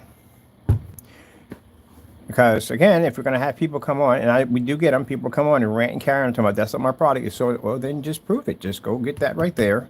Do it side by side, paint it down to your screen, drop back around 11 or 13 feet where your screen's at, and then do the demonstration. I guarantee it matches your stuff or does better. Guarantee you. But you're not going to be able to show a difference between night and day. It's not going to happen. So as far as I'm concerned, that's your stuff right there. And if you're going to ask about what expertise do I have in gray screen paint, it's way beyond yours at the end of the day, way beyond. Unless you're around in the era where people were making screen paints around that time, then yeah, but no, we're way beyond that. So your products are that great product right there. Now, for anyone else, if they haven't done the demonstration already, well, it means they're right. If someone's going to sit there at the end of the day and say, hey, your stuff is Black Dynasty paint, guess what I'm going to go buy? Yeah, Black Dynasty paint. As a matter of fact, we're using it in all our demonstrations now for fun. Let me see. So we got red here. This be a good segment. Are you seeing color? The gods have spoken. You need a new, clean. We got a commercial in purple. Give me that purple screen right there. Lots of things can go. Give me that purple screen right there. Which one has both of them have commercials? Okay, there we go. All right, now you're looking at this and you're thinking, okay, so the gray screen produces a better purple than the white surface. Yeah, the problem is that the gray screen's not reading purple. Not reading purple there either. That's purple.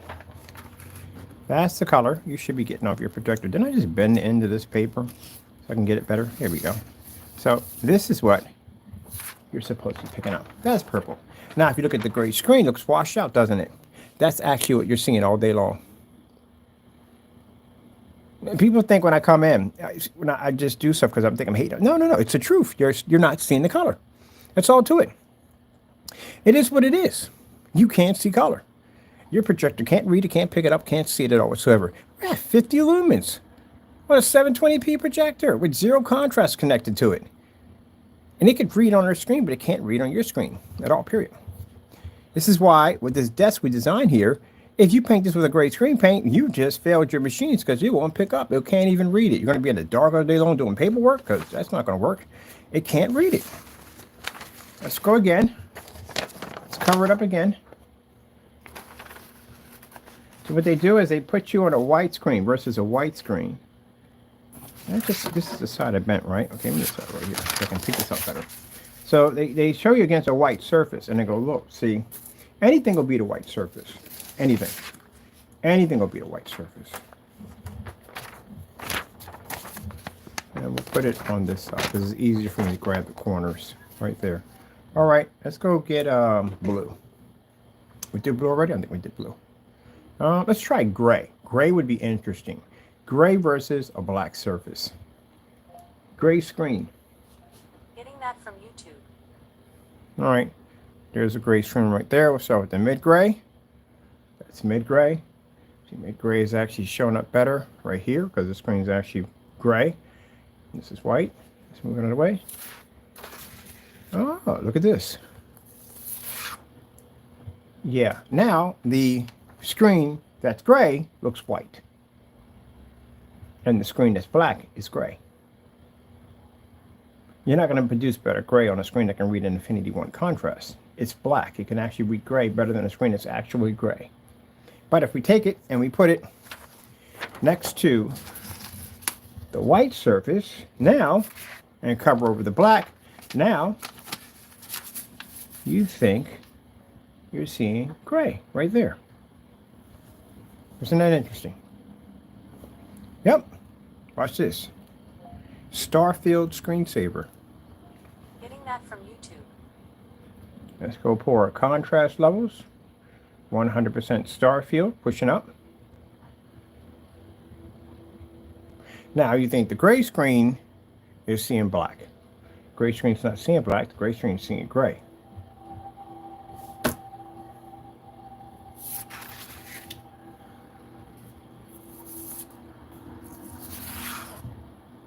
Now you see it. That's why I told you without an Infinity 1 contrast level, gray and white screens can't read contrast or color. They can't pick it up at all. Let's try something else. Let's try green. That's our last one. Do green. Green screen. Getting that from YouTube. You know how interesting this is? And I'm not bragging here when I tell you this. All this time that you were sitting on a gray and white screen, and you were spending all that money for a projector and everything else at the end of the day, and you thought you were seeing color. And we come out here and show you that you have never seen color to begin with. Not ever. Imagine how mind-blowing that is right there. To think all that time, you thought you were seeing color. Mind you, I thought it myself, also too. You ain't the only one. Remember, I developed gray screen paint products. I really thought I was seeing color until I saw the black diamond technology. Then I realized I wasn't seeing color anymore. I wasn't seeing anything. So you think you're seeing green, right? Well, technically you're not seeing green. It's not there.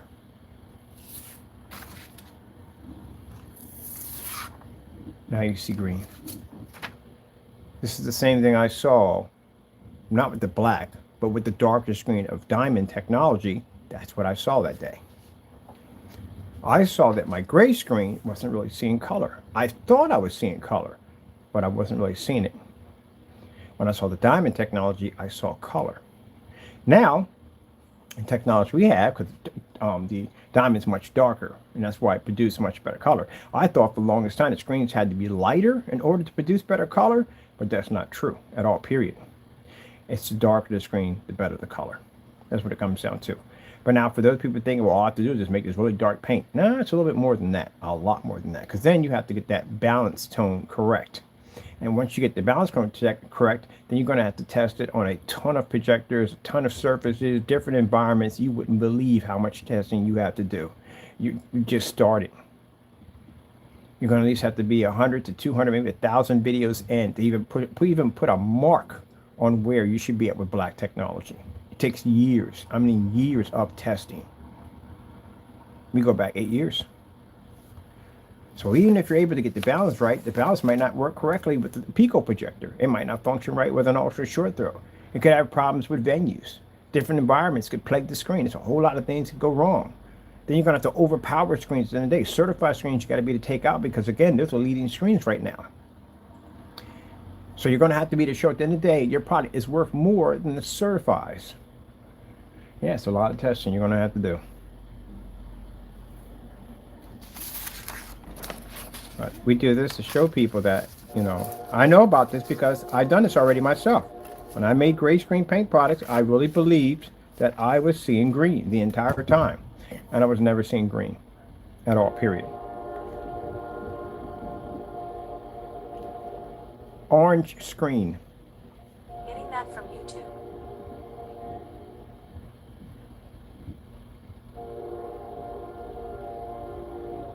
Now, there's a color orange. As you look at the gray, you think you're seeing orange. You're not seeing orange.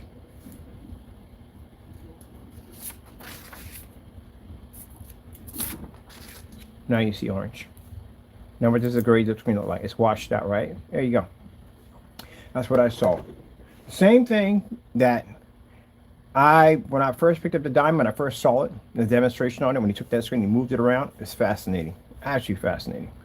And one of the things I couldn't get over was how is he doing this? How is the screen that dark, literally that dark, doing this? It's virtually impossible. Like, how is he seeing white light? How is he generating all these colors? And it's just impossible.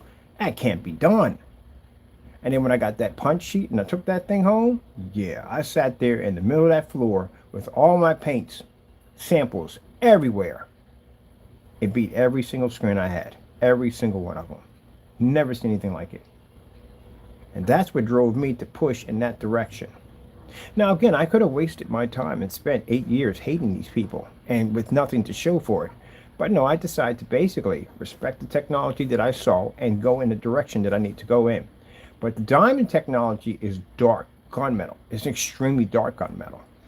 But I wanted a black screen because what I saw in there I thought was black. And in my mind clicked that, okay, if we're going to design this, I want something almost equal to theirs. This is where the D4K, D5K, and 6K technology came into. But now beyond that, I want actual black.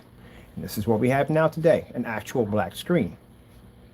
Because I realized by looking at diamond technology, the darker the screen, the more advanced the technology. And if we had a screen that was all 100% black, we could dominate. And that's what we have now. But just to show people that have gray screens at the end of the day that you think you're seeing color, you're not. So when I watch your demonstrations and you think I'm being mean at the end of the day, I'm not being mean. I'm telling you the truth. I have to do demonstrations like this to show you. When people do demonstrations claiming that they have our products, you don't do tests. You don't do anything at all, period. So for me to do dozens of demonstrations on white level tests, on black versus black, you know, my demonstrations alone by themselves basically can circle you guys 40 or 50 times easily to show that our stuff is tested. If it came out as dark as you claimed, it wouldn't work. It'd be virtually impossible. Customers that are displaying our products, they wouldn't be to see the screen. We'd have massive amounts of what do you call complaints? No. But we can come on here and show you that house paint will match your stuff, and you will do the demonstrations, and it will match. As I showed, it matched several times in several demonstrations. But your product is outdated. And the reason why your product survived is because the gunmetals, again, were very expensive. It's $3,000, $5,000 screen. But all that's going to change. Well, actually, it's changed already because we have our black technology. Now, you might say at the end of the day that, well, yours is more expensive. We don't consider ourselves anywhere near their products. Their products are outdated. This is what I've been trying to explain to people. Those gray products, outdated. They don't do anything. They're done. They're finished. That's it. That's the end of it. Sorry. I don't mean to be harsh here, but it is. It's changing up technology, and it should have changed a long time ago. The only problem is it couldn't change because, again, gunmetals are very expensive. But now you have a black technology that's far more advanced than gunmetal technology. We can say that. No one can take me to court on it because I did the test. That's why. I can prove that and back that up in any courtroom. Now, you have an outdated gray screen. That's what you have. You can't see color. Let's get ourselves another color. Let's get sky blue. Sky blue. Getting that from YouTube. Now, the only person this upsets is people who make these products. Then what you're going to have to do is you're going to have to make more advanced products. That's what you're going to have to do. Because, again, you're obsolete. You are. You can't say the gunmetals are more expensive because, again, if you're trying to say, well, his paints are more, yes, our paints are more expensive than yours because our products do more than what your product does. You have an obsolete product. You can't even say you have a product. You do not have one. You are obsolete. That's what you are. So you can't compare yourself to us. Gunmetal technology at $3,000 to $5,000 cannot compare themselves to us. So consider the fact that when people see our tech, they consider us next to, when I say gunmetal, but in the category of those expensive screens. But we don't cost that much money. So when we design our technology isn't wrapped around you guys at the end of the day. No, we passed you guys years ago. We don't touch that stuff anymore. We're in a whole different category. Our technology is to show that at the end of the day that we are far more superior than the certified screens. We were never about you guys to begin with. You great paint makers, we weren't about you guys at all. We left that pond a long time ago. We swim in the ocean now. We're in the endless abyss. We're nowhere near the ponds anymore. We're done with all that. I don't make great paints anymore. I made great paints in years. You guys are stuck in the past. We're in the future now. So what it comes down to is when you're saying that, oh, they cost more, yes, we do. And the reason why, because we're far more superior than your products. Far more superior. I can beat a gray screen any day of the week. Heck, I can make a screen paint better than your product, beat your product with my product that's great, and then turn around and beat that product too. I'm not trying to brag here, but your products are obsolete. That's it. So don't compare you to our level. Don't do that at the end of the day. You don't do any of my videos or any of my demonstrations, you're not on our level. With any certified screen, any great screen, you're not on our level. We put ourselves against certified, something that you can never do because we know you can't go against a certified screen. As a matter of fact, I got a screen underneath my table right now called Smarter Surfaces. Go buy their surface and put it against your screen, see what happens to your screen. Now we can take that screen on no problem. The black technology, oh yeah, we can. But that screen is a very, very good screen. It's extremely powerful. Actually, it's one of the darkest screens I've seen so far. And yes, I would say darker than them. Yeah, by far. It's a serious threat to certified screens. But that screen is basically registered as black. That's what they register as a black screen. But our shade of black is much darker. Hold up a minute. So, we put ourselves in that category. All right? So this is why I find it interesting when we get gray screens that come to go, oh, we're the same. No, you're not the same as us. We're not. You're not in our category. You're not. The only thing we could use your stuff for, and I'm not trying to be rude for, is temple primer. That's it. I'm not trying to be rude here. You got to update. That's what you got to do. And the darker your screen gets, the more tests you're going to have to spell out. A lot of tests. Going to have to do a ton of testing. The darker this stuff gets, the more testing you're going to have to do. Because people don't have a lot of faith in black technology unless you can basically prove it. You have to be able to back it. That's why our product sells, because we can back it. We've done tons of tests. Just like I'm doing right here. This is for fun. This table right here that's coated with that new technology hasn't even been tested yet. We do this for fun. It has no testing underneath of it. Literally the demonstrations that we do just for kicks and giggles for the table, just for fun. We did a certified screen we bought in from over in Ireland. We have diamond technology we've done testing against the product. We've done all kinds of tests on this product. At the end of the day, ultra short though, whatever. It's just for fun. It hasn't even been tested yet. We're just flexing the screen's capabilities. That's it. At 50 lumens, yeah, the screen picks up quite nicely. And it doesn't make a difference if you have a white screen or gray screen. You can't match this technology. Not even at 50 lumens, it won't run. So when people buy our products, these are people that don't want to spend $3,000 to $5,000 for a projection screen. That's why they come to us. Because we can prove at the end of the day that we can actually take on one of those certified screens quite easily. Let's get, do light blue. Did pink. Oh, we got soft pink here. Let's do that soft pink. There we go. So this is the best way to explain it. Because you can get on camera, you can talk a lot of nonsense and can't back it up, but I'm one that can back it up. Everything I say out of my mouth, I back up or I don't speak it. So if I tell you that the gray screen can't see color, I can show you. And if anyone wants to sit there at the end of the day and challenge me by saying I'm using special effects or whatever, well, we can go to court and let a judge decide. I got no problem with going to court either. I explained to you, have your lawyer contact me. I got no problem with speaking to him. Let's go bring it up. There you go. Now gray screen washes out. Because it's next to a more superior screen, that's why. That's why we say it's obsolete. Oops, I'm bumping this thing.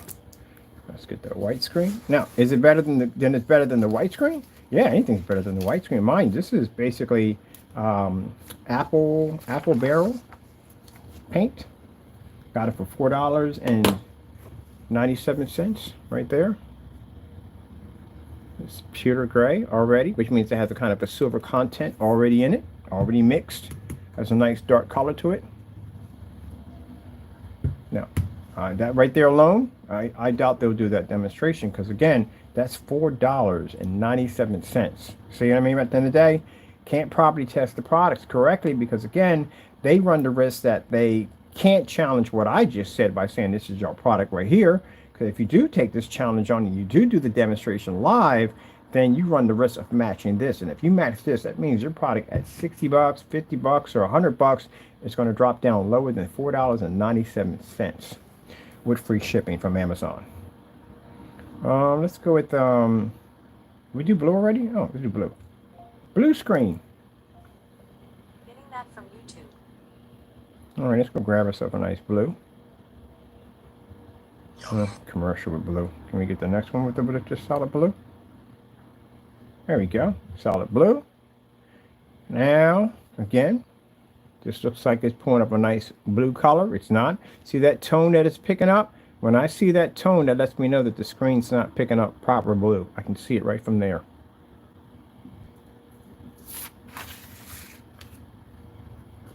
Keep getting my surface a little, so I can grab it a little better. Now, look at the blue and the gray screen. It's washed out, right? Yep. So that's what you're actually getting. So if you have a gray screen, that's what you're picking up. If you've got a white screen, that's what you're picking up. Customers who have our technology, they read 100% blue. They read 100% color.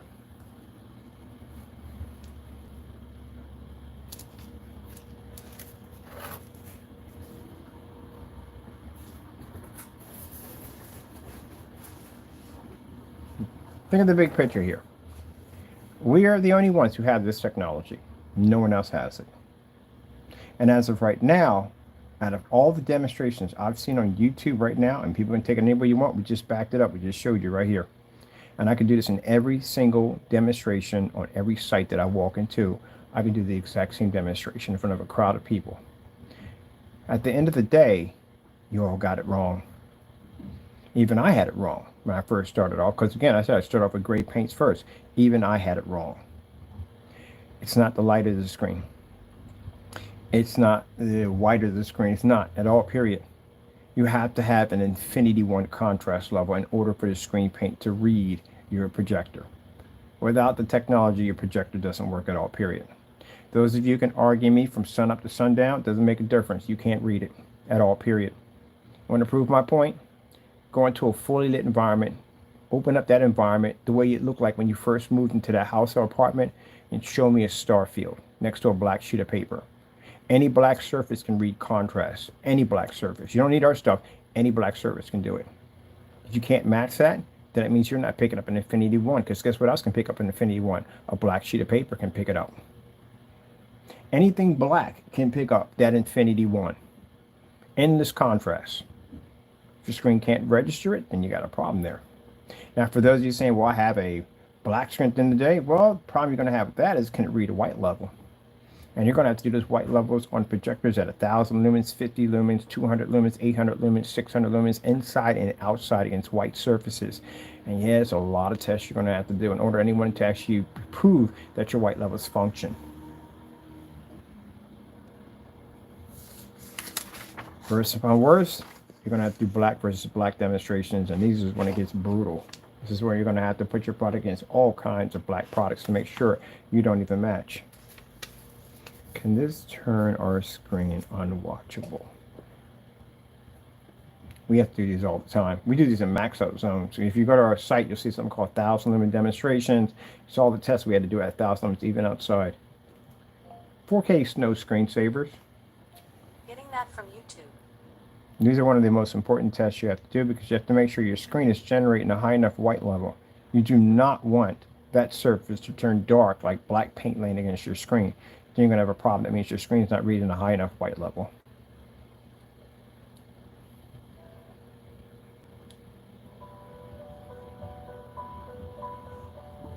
Even in white levels, you have to have contrast. Did you know that? The only way you would basically see a difference is that you were watching a solid white surface. But even a solid white surface can't turn our screens unwatchable.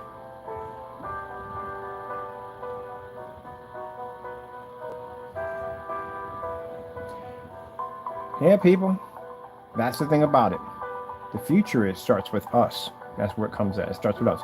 I'm sorry if you think we're bright, but it's truth is truth. I will challenge anyone in court, anywhere, any place on the planet. Our technology is far more advanced. It's powered by God's technology. There is no screen right now that can beat our screen. I came in and made a statement. Someone sat there and said, "Oh, I'm not the president, but name one screen that can take us." Name one. There isn't any.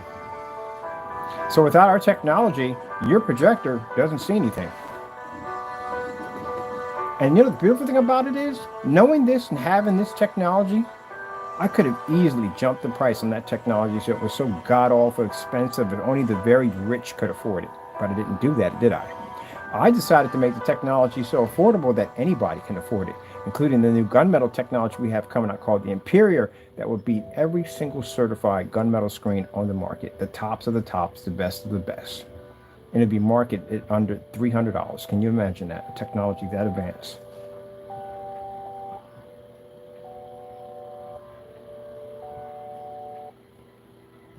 Even the TV projection screens we got coming out, the wallpapers, that can beat any certified screen on the market. Every single one of them. It can even go toe-to-toe with an OLED easily.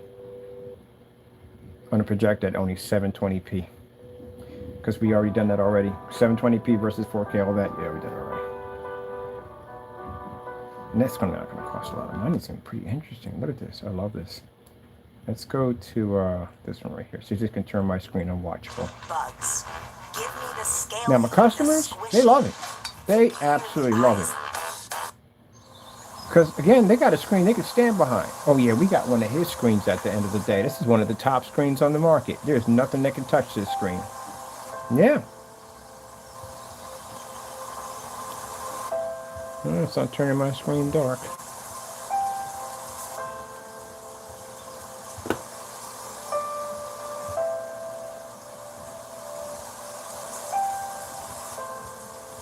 No, we don't have to use any tricks and mirrors and all that. Anybody wants to challenge me on my company, wants to say we're using tricks and mirrors, have your lawyer contact me. I'll see you in court. Other than that, we're the real deal. And on top of that, I love the projection desk. Projection desk. That's the name. FLE projection desk. Better be careful with that because people are going to actually think we make these things. Which ain't a bad idea to tell you the truth. Why don't we make projector desks? I mean, that'd be pretty cool when you speakers and all that stuff. And see, that's the reason why I'm already stacking enough on my plate. My brain's already functioning at 100 miles an hour thinking about we should literally build projection desks. That'd be pretty cool. Coated with our technology, that'd be sick. You can make a front and rear and so on speakers, LED lights. You can pick out what you want. You can hook up your own customized gaming desk. Oh, that'd be pretty. That's what I said. This technology, sky's the limit. This is why we got companies right now that want to do business with us, because with this technology, they can incorporate it in all kinds of stuff. Imagine if you got a business where you sell white projection screens. Do you have any much money your screens are worth with this coating attached to it? Yeah. You now have a screen that's far more advanced than any certified screen on the market. So you can take a screen that costs, well, we did this already. We took a $79 eBay motorized projection screen. Used it to be the $3,000 Dark Star 9.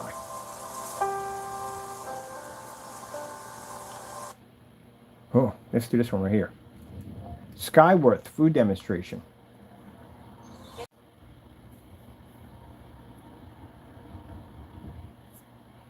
See, that's supposed to be black right there. It's supposed to come up black.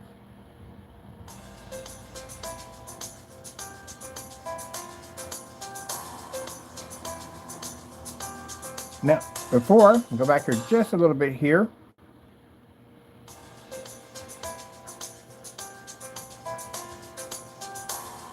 explain. You see that red right there? Oh shoot, make sure we got this controller. I forgot we have these. Back a little bit more. See my fire stick better here. There we go. There we go. I'm going to pause it right there. See that red right there? Now, I see people doing this demonstration. Let me explain something to you. Your gray screen can't read the color. This is on a standalone, that's why. That's why. Oh, where did we just put that at? We just had, there we go. Where are you? That's not you. I'm going to just put you in here. I'm going to put you to the side. I'll get you to the side. There we go.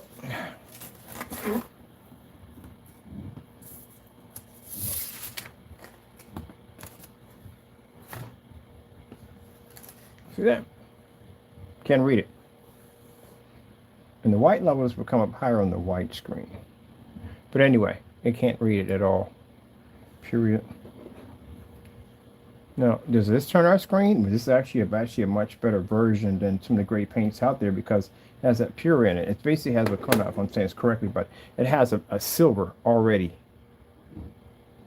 in it already. So this is a much more advanced than some of the gray paints on the market right now.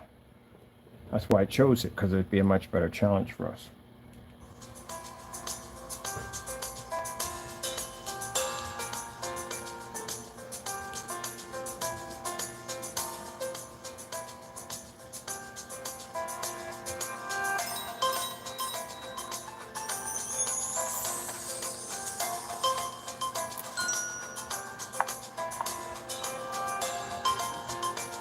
So how is that even possible? This is mind you, this is, and I don't want somebody to get upset with this, but it's true. This is better than your CINEMAX. It is. That's way better than your CINEMAX. Way better. It has a built-in silver in it already. This is way better than CINEMAX. Way better. It's a beautiful color. I guarantee you. Buy it, do the demonstration, see what happens. I guarantee you. It's better. Much better. And it's cheaper. It's $4.97. We can get cheaper than that with a free shipping. At around, let me see. It's around 16 ounces. So 2 of these right here would be 32. That's around almost about $9 and some change. That's basically about it.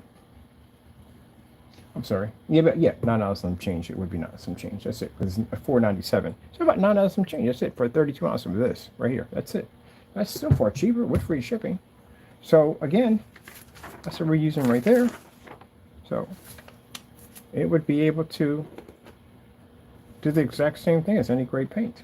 I've been doing great paint for years, so I can just easily just look at something and tell you something's going to match. I did it already. I already did it in a demonstration with the Network Grade 773. I sat right there and said it was going to match, and it matched. So that will match. Or do better, because it does have that silver to it. It's really nice.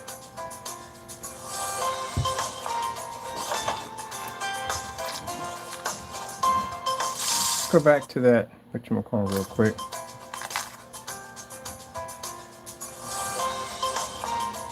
Yeah, nice red tomato right there. Let's take our gray, stick it up there, see if it'll pick it up. Nope, it can't read it. As I told you before, it can't read the color. It's not going to read it. It can't pick it up.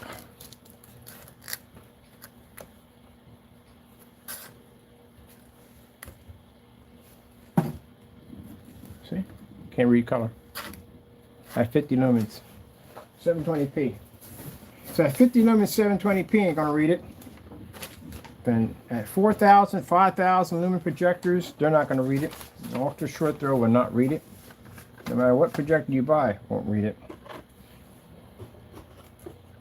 So again, like I said, without our technology, it's not going to work. And then for those people saying, well, someone can develop it, I've seen somebody already try to develop a black paint. Didn't go too well because they didn't do any proper testing. Black paint requires a ton of testing. Can't just say, voila, we got something because it's black color. No, a number of things could go wrong.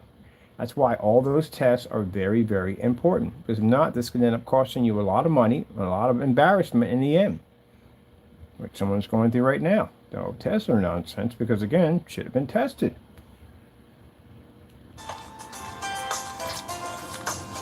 I'm going to watch some more of that tonight.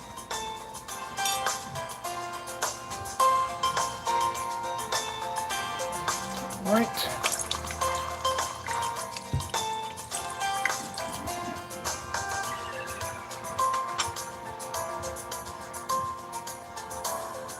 Now I'm trying to figure out, before I leave, how we're going to go about these products. Because again, with our screen paint, and like I said, out there, we're going to be doing a lot of networking, being out there in the open, and doing the demonstrations of gray and white screens, why they do not work at all whatsoever. And knowing that our technology, we're in the test will show, it's far more advanced and certified, even our gunmetal, our technology is going to become #1 very soon. And with that being said, I told you before, I don't want to do a lot of screen paints. I really just don't. I don't want to do tons and tons of orders. I don't. So I've made the decision to make all the FLE technology limited edition products. I just don't want to do all that work. I really don't. And I don't want to run big companies, and I don't want all that stuff. I don't want any of it, period. I just want to keep it at a mom and pop basic. That's basically about it. So it's not going to be like super slim. You can't get anything at all, period. It's just going to be not a lot of it, where we're going to make only a certain amount every month. That's how we're going to do it. Because again, I really don't want to be doing, I want to think about it. I really don't want to think about it. I can't even see myself doing 100 containers a day. I just don't see it happening. Unless we got machines, I guess we bring machines. Of course we have to have machines in to do everything. I have to figure it out. I have to figure it out from there. But I just don't want to do, a machine's going to be doing all the work anyway. Bring a machine in, let it do all the work for processing that part, bring in other workers and stuff, but I don't want to exceed a certain level of tons of workers and all that stuff. The machine can pretty much take care of anything that the paint can pretty much, produce, process that with no problem whatsoever.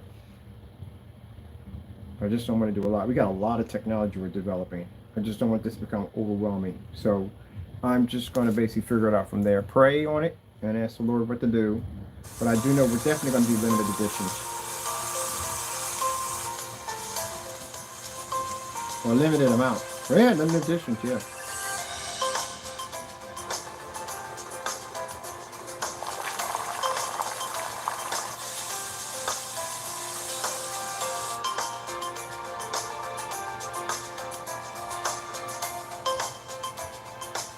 Yep. Now, the only reason why I bring this out, because again, as I said before, you know, gonna have people out there gonna say, that's not my product at the end of the day. I can understand that. But the best thing to do is just prove it's not your product. Like when someone made the statement that, and I'm not just saying that, it's not a revenge thing. If someone makes a statement saying that our product is a tablecloth, I can back it up and say it's not. If someone says that my product is Black Dynasty paint, guess what? And not only can I back it up, I can use it in every single demonstration, because that's what we do. I can back it up. So before you make that statement, you're going to have to back it up. And at $4.97, this is going to be a worse cookie get conquered by the Network Grade 773. You know why? It's cheap. It's extremely cheap. It has amazing coverage.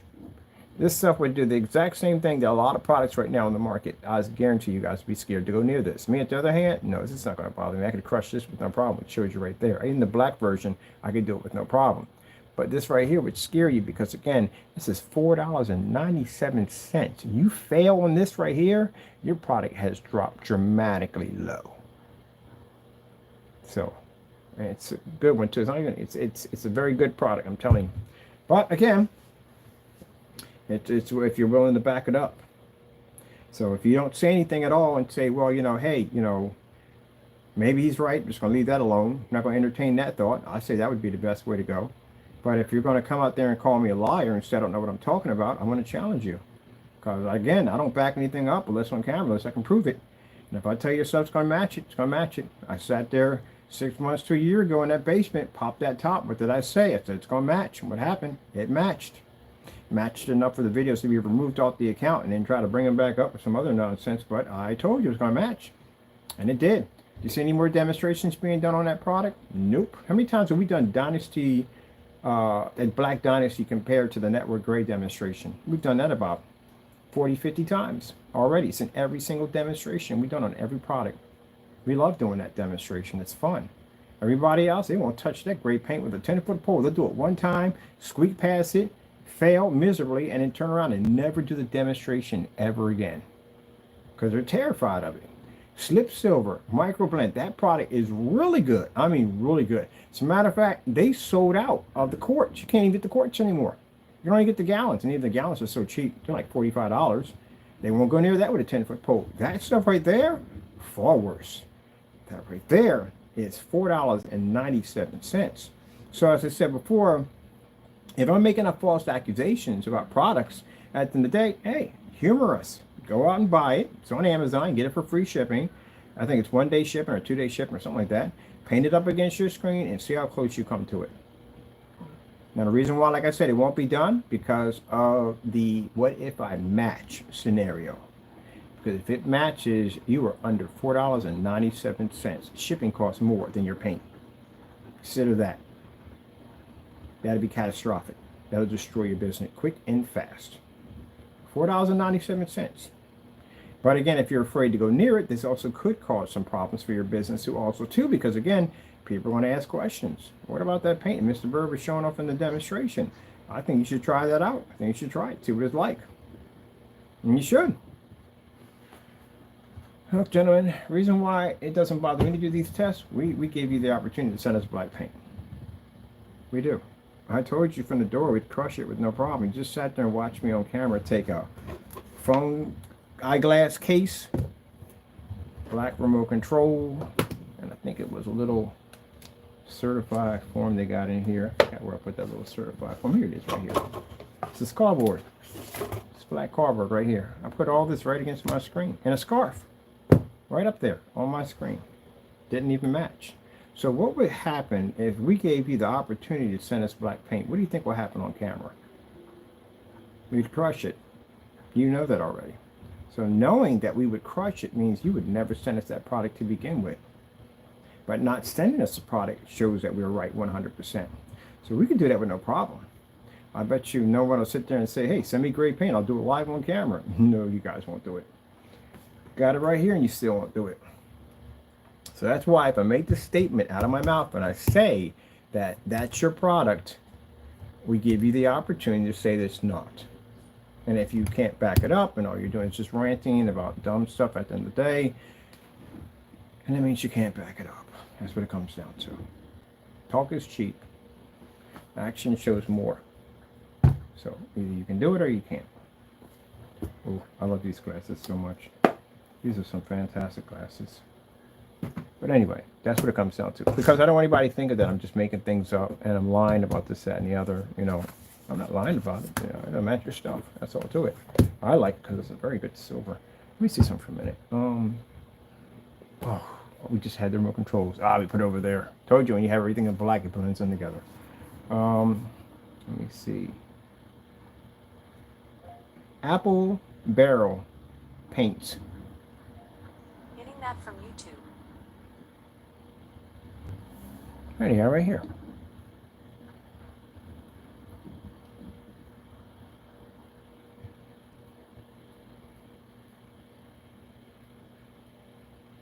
Here's the paints right here.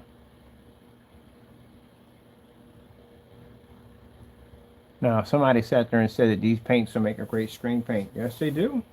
What do you... I swear, sometimes I wonder.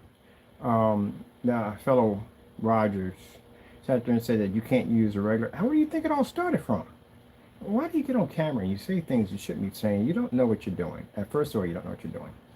I can honestly say that because after basically failing to basically what you did already to try to keep us from buying your product, you don't know what you're doing. The reason why you don't know what you're doing, when you sit there and say that products from house paints are not used for projection screen mixes and all that stuff, man, where have been the last couple of years? That's all they used. That's all they used. The Bear 1050, the silver screen, all those paints, PPG or PPJ, whatever you call it, all those paints. All those people, Sonic Chill, all those people, Dark Energy Abyss, all those people, Mississippi Man, all those people back in the day who made these products back in the day, made them starting off with paints. That's where it all started from. And you're saying it doesn't make a good screen. That stuff was making good screen paint way before you were ever in the picture. How are you going to come up on a scene not knowing anything and then make statements like that? And then your product doesn't even work at all, period. It's like with that term when people say all in the Kool-Aid and don't know the flavor. That's pretty much what you're doing. You don't know what you're doing. People have been using acrylic paints for the longest time. You can't use gloss because gloss will hot spot like crazy. It have all kinds of problems because people realize that as they went along and people are doing all these different mixes and displaying them on these different form sites. And you can't use gloss. Gloss doesn't work well. Don't use oil base. That's extremely toxic. You mess around and kill yourself spraying that stuff through a paint cannon. Yeah, you have to use water-based acrylic. That's what you use. And like I said, it's the same scenario when you got Jackie and Jill. And Jackie and Jill both buy their cake ingredients from the same store. The only thing for difference is Jackie puts in something different, something, a little secret recipe that no one knows about. And then when they have the whole bakery get together and she's tasting her cake, she says, I don't understand. I buy the same thing you buy. We got the same box that's in your supermarket. Why does yours taste better than mine? Because I got something special I put into it that nobody knows about. This is what makes my product better than everybody else's. Like Chip Ahoy's. Same ingredients, you can go buy and make chocolate chip cookies, but there's something they put in there that's far better. Kentucky Fried Chicken, Coca-Cola, all these different places that make same thing, but something special about it that makes it different. So everybody's product is over the counter. If you sit there and say my product is not, that's a lie at the end of the day. Everybody's product is over the counter. It's what they have in that product that makes it so special, that makes it different. And the way that you have to prove that your product is special and more different than everybody else's is you're going to have to do tests or demonstration to show why it is. That's why we have over 10,000 in. Because we have shown on so many levels why our product is better than everybody else's, because there's something that makes ours different. People have been trying to figure that out for years. Did you know that? How many times I've dealt with customers, not only them, I've dealt with customers that have tried to figure out how to make our products. No one's been able to do it. Not one person. You know why? It's not yours. It wasn't meant to be yours. You can't steal my blessings at the end of the day. Not even going to happen at all, period. Can't touch it. Can't steal it. I've been flown down to different places and done products right there in front of them. They couldn't figure out how to make them. They tried. Oh, they tried. And every single one of them failed. You know why? It's not yours, it's mine. When I pass off this earth, it'll go with me. It's not for you. It's for me, only for me. I've never taught anyone how to make it. You know, no one knows how to make it. Nobody knows. Not even my own family. None of them know. I'm the only one who knows what's in those products. Not even my ex. She doesn't even know. Nobody knows. That's how long I've kept that secret. So you think because I was living with someone that they had access? No, the basement was mine. No one had access ever to the basement. It was mine. That's why you never saw anything in there but my stuff. Everything was locked down. Everything was covered. Everything. No one knows what's in it. No one. Only God. That's it. So when I pass off this earth, it'll go with me. Unless I write it down in a composition book and basically show you how to make it, but that'll never happen. I plan to take it with me when I go. Other than that, since we're all still here, we can have fun with it. We can use it and inspire it and do our technology at the end of the day. Who knows? I don't know. I'm just not doing that yet. But anyway, yeah, no one knows. I have people ask me, does your mother know? Nope. Brothers don't know? Nope. Girlfriends? Nope. Nobody at all knows. Because I don't trust them. My Lord told me not to tell anybody, and I'm not telling anybody. And we did give people the opportunity to try to make it, and they couldn't make it. Now, what is this stuff called again? Hold on for a minute. I want to show you what this stuff looks like. Pewter gray. I think this is the best one they have. The pewter gray is the best one, and I'll tell you why. It's not too dark. It's not too light. It's perfect. It picks up a good contrast level and all that. If it's next to a white screen, it does. It does much better. If it picks up next to a white screen. As I showed you in, hold on for a minute. Well, you already know what it is. It's right there. There we go. That's what you look for right there. All right? There we go. But next to a white screen, it does show an improvement. It does. I know I should have grabbed the ones that are already bent already. So it does show an improvement. Red screen. Getting that from YouTube.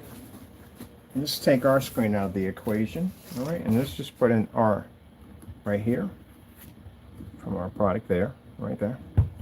And it does show an improvement over a gray screen. It's not as advanced as our product, but as you can see, it does show somewhat of an improvement. Blue screen. Getting that from YouTube. But people don't want this. They want our black technology because they want to see actual blue. That's why. All right, people. Hope we enjoyed this. Our tabletop projection screen right there. Freaking loving it. Always ruffle some feathers, as always. Not intentionally, but it's the truth. I'm not going to sit there and lie and say your product works, because it'd be a lie. I'd be lying to say that. I'm not going to lie on camera and say that. I'm not going to speak anything that's not true on camera. I'm not doing it. So what do you want me to say? I want to say that the gray screen paint works. It functions perfectly fine. It picks up an infinity contrast of it. It picks up colors and all that works. No, it just doesn't. It really doesn't. OLED demonstrations. Getting that from YouTube. Which one of these is giving the issue with the program, with the file? How many of these came up? All right. Let me see. Okay, I'm not gonna lie, it doesn't work. I saw that myself when I put diamond against my technology. It doesn't work.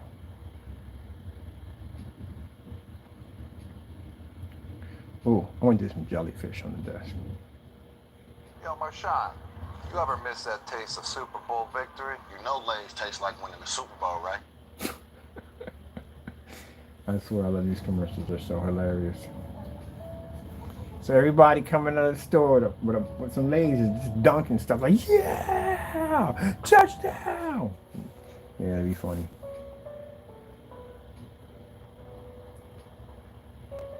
Yeah, I think I'm keeping on my beautiful fish. So I like to watch my relaxation fish.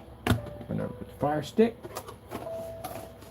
All right, people. Well, I'm gonna try some time to come in and show the demonstration off. I mean, like I said, I can't do a screen by itself. I just can't do it. You have to have a comparison screen there. Because if you don't have a comparison screen there somewhere in the demonstration, then again, you know, you could be getting fooled. You can end up buying a product that, again, you could literally have done yourself. That's why you have to make sure that you're able to see that demonstration.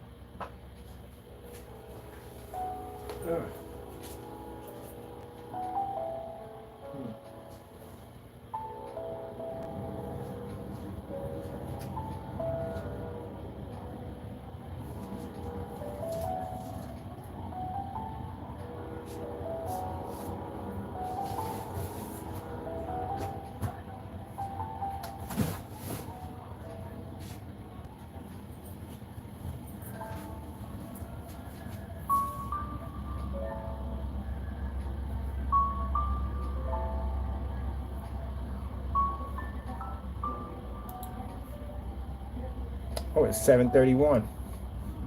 All right, Taco Bear.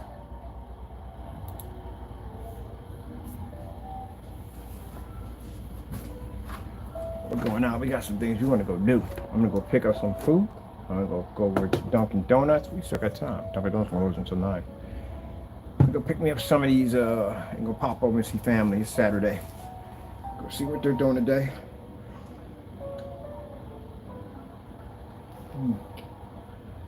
That's the beautiful thing about everything being so knit together. Lift ain't cost jack. This is snowing, then lift costs a little bit more. But other than that, yeah, back and forth. That's it. I'm gonna go over there and pop over and see what they're doing.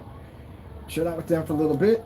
And then after that, I got to work on some paperwork. I'm gonna work on my tablet because I got some stuff I'm working on for the graphic designer. She's designing all the artwork. Oh shoot, did I put that into the website? No, I didn't do that. I gotta do updates. Well, I can't do updates tomorrow. It's gonna be Sunday, so we don't do anything on Sunday. Sunday's the Lord's Day. We don't do anything at all, period. But I'm thinking about doing that. I think we should come out later on, probably like at the end of the year. We may come out with our own gamer desk. Might as well. I mean, we've developed the black technology. We turn the entire desk into one big giant screen. That'd be pretty cool. Man, that'd be interesting. That's something I got to start looking into now. We can make a screen and desk. What about a desk and a screen? That'd be freaking cool. Huh. I had to think about that one for a minute. That's some thoughts right there. What I have to think about doing. Oh, I said endless possibilities. All right, that's basically about it for me.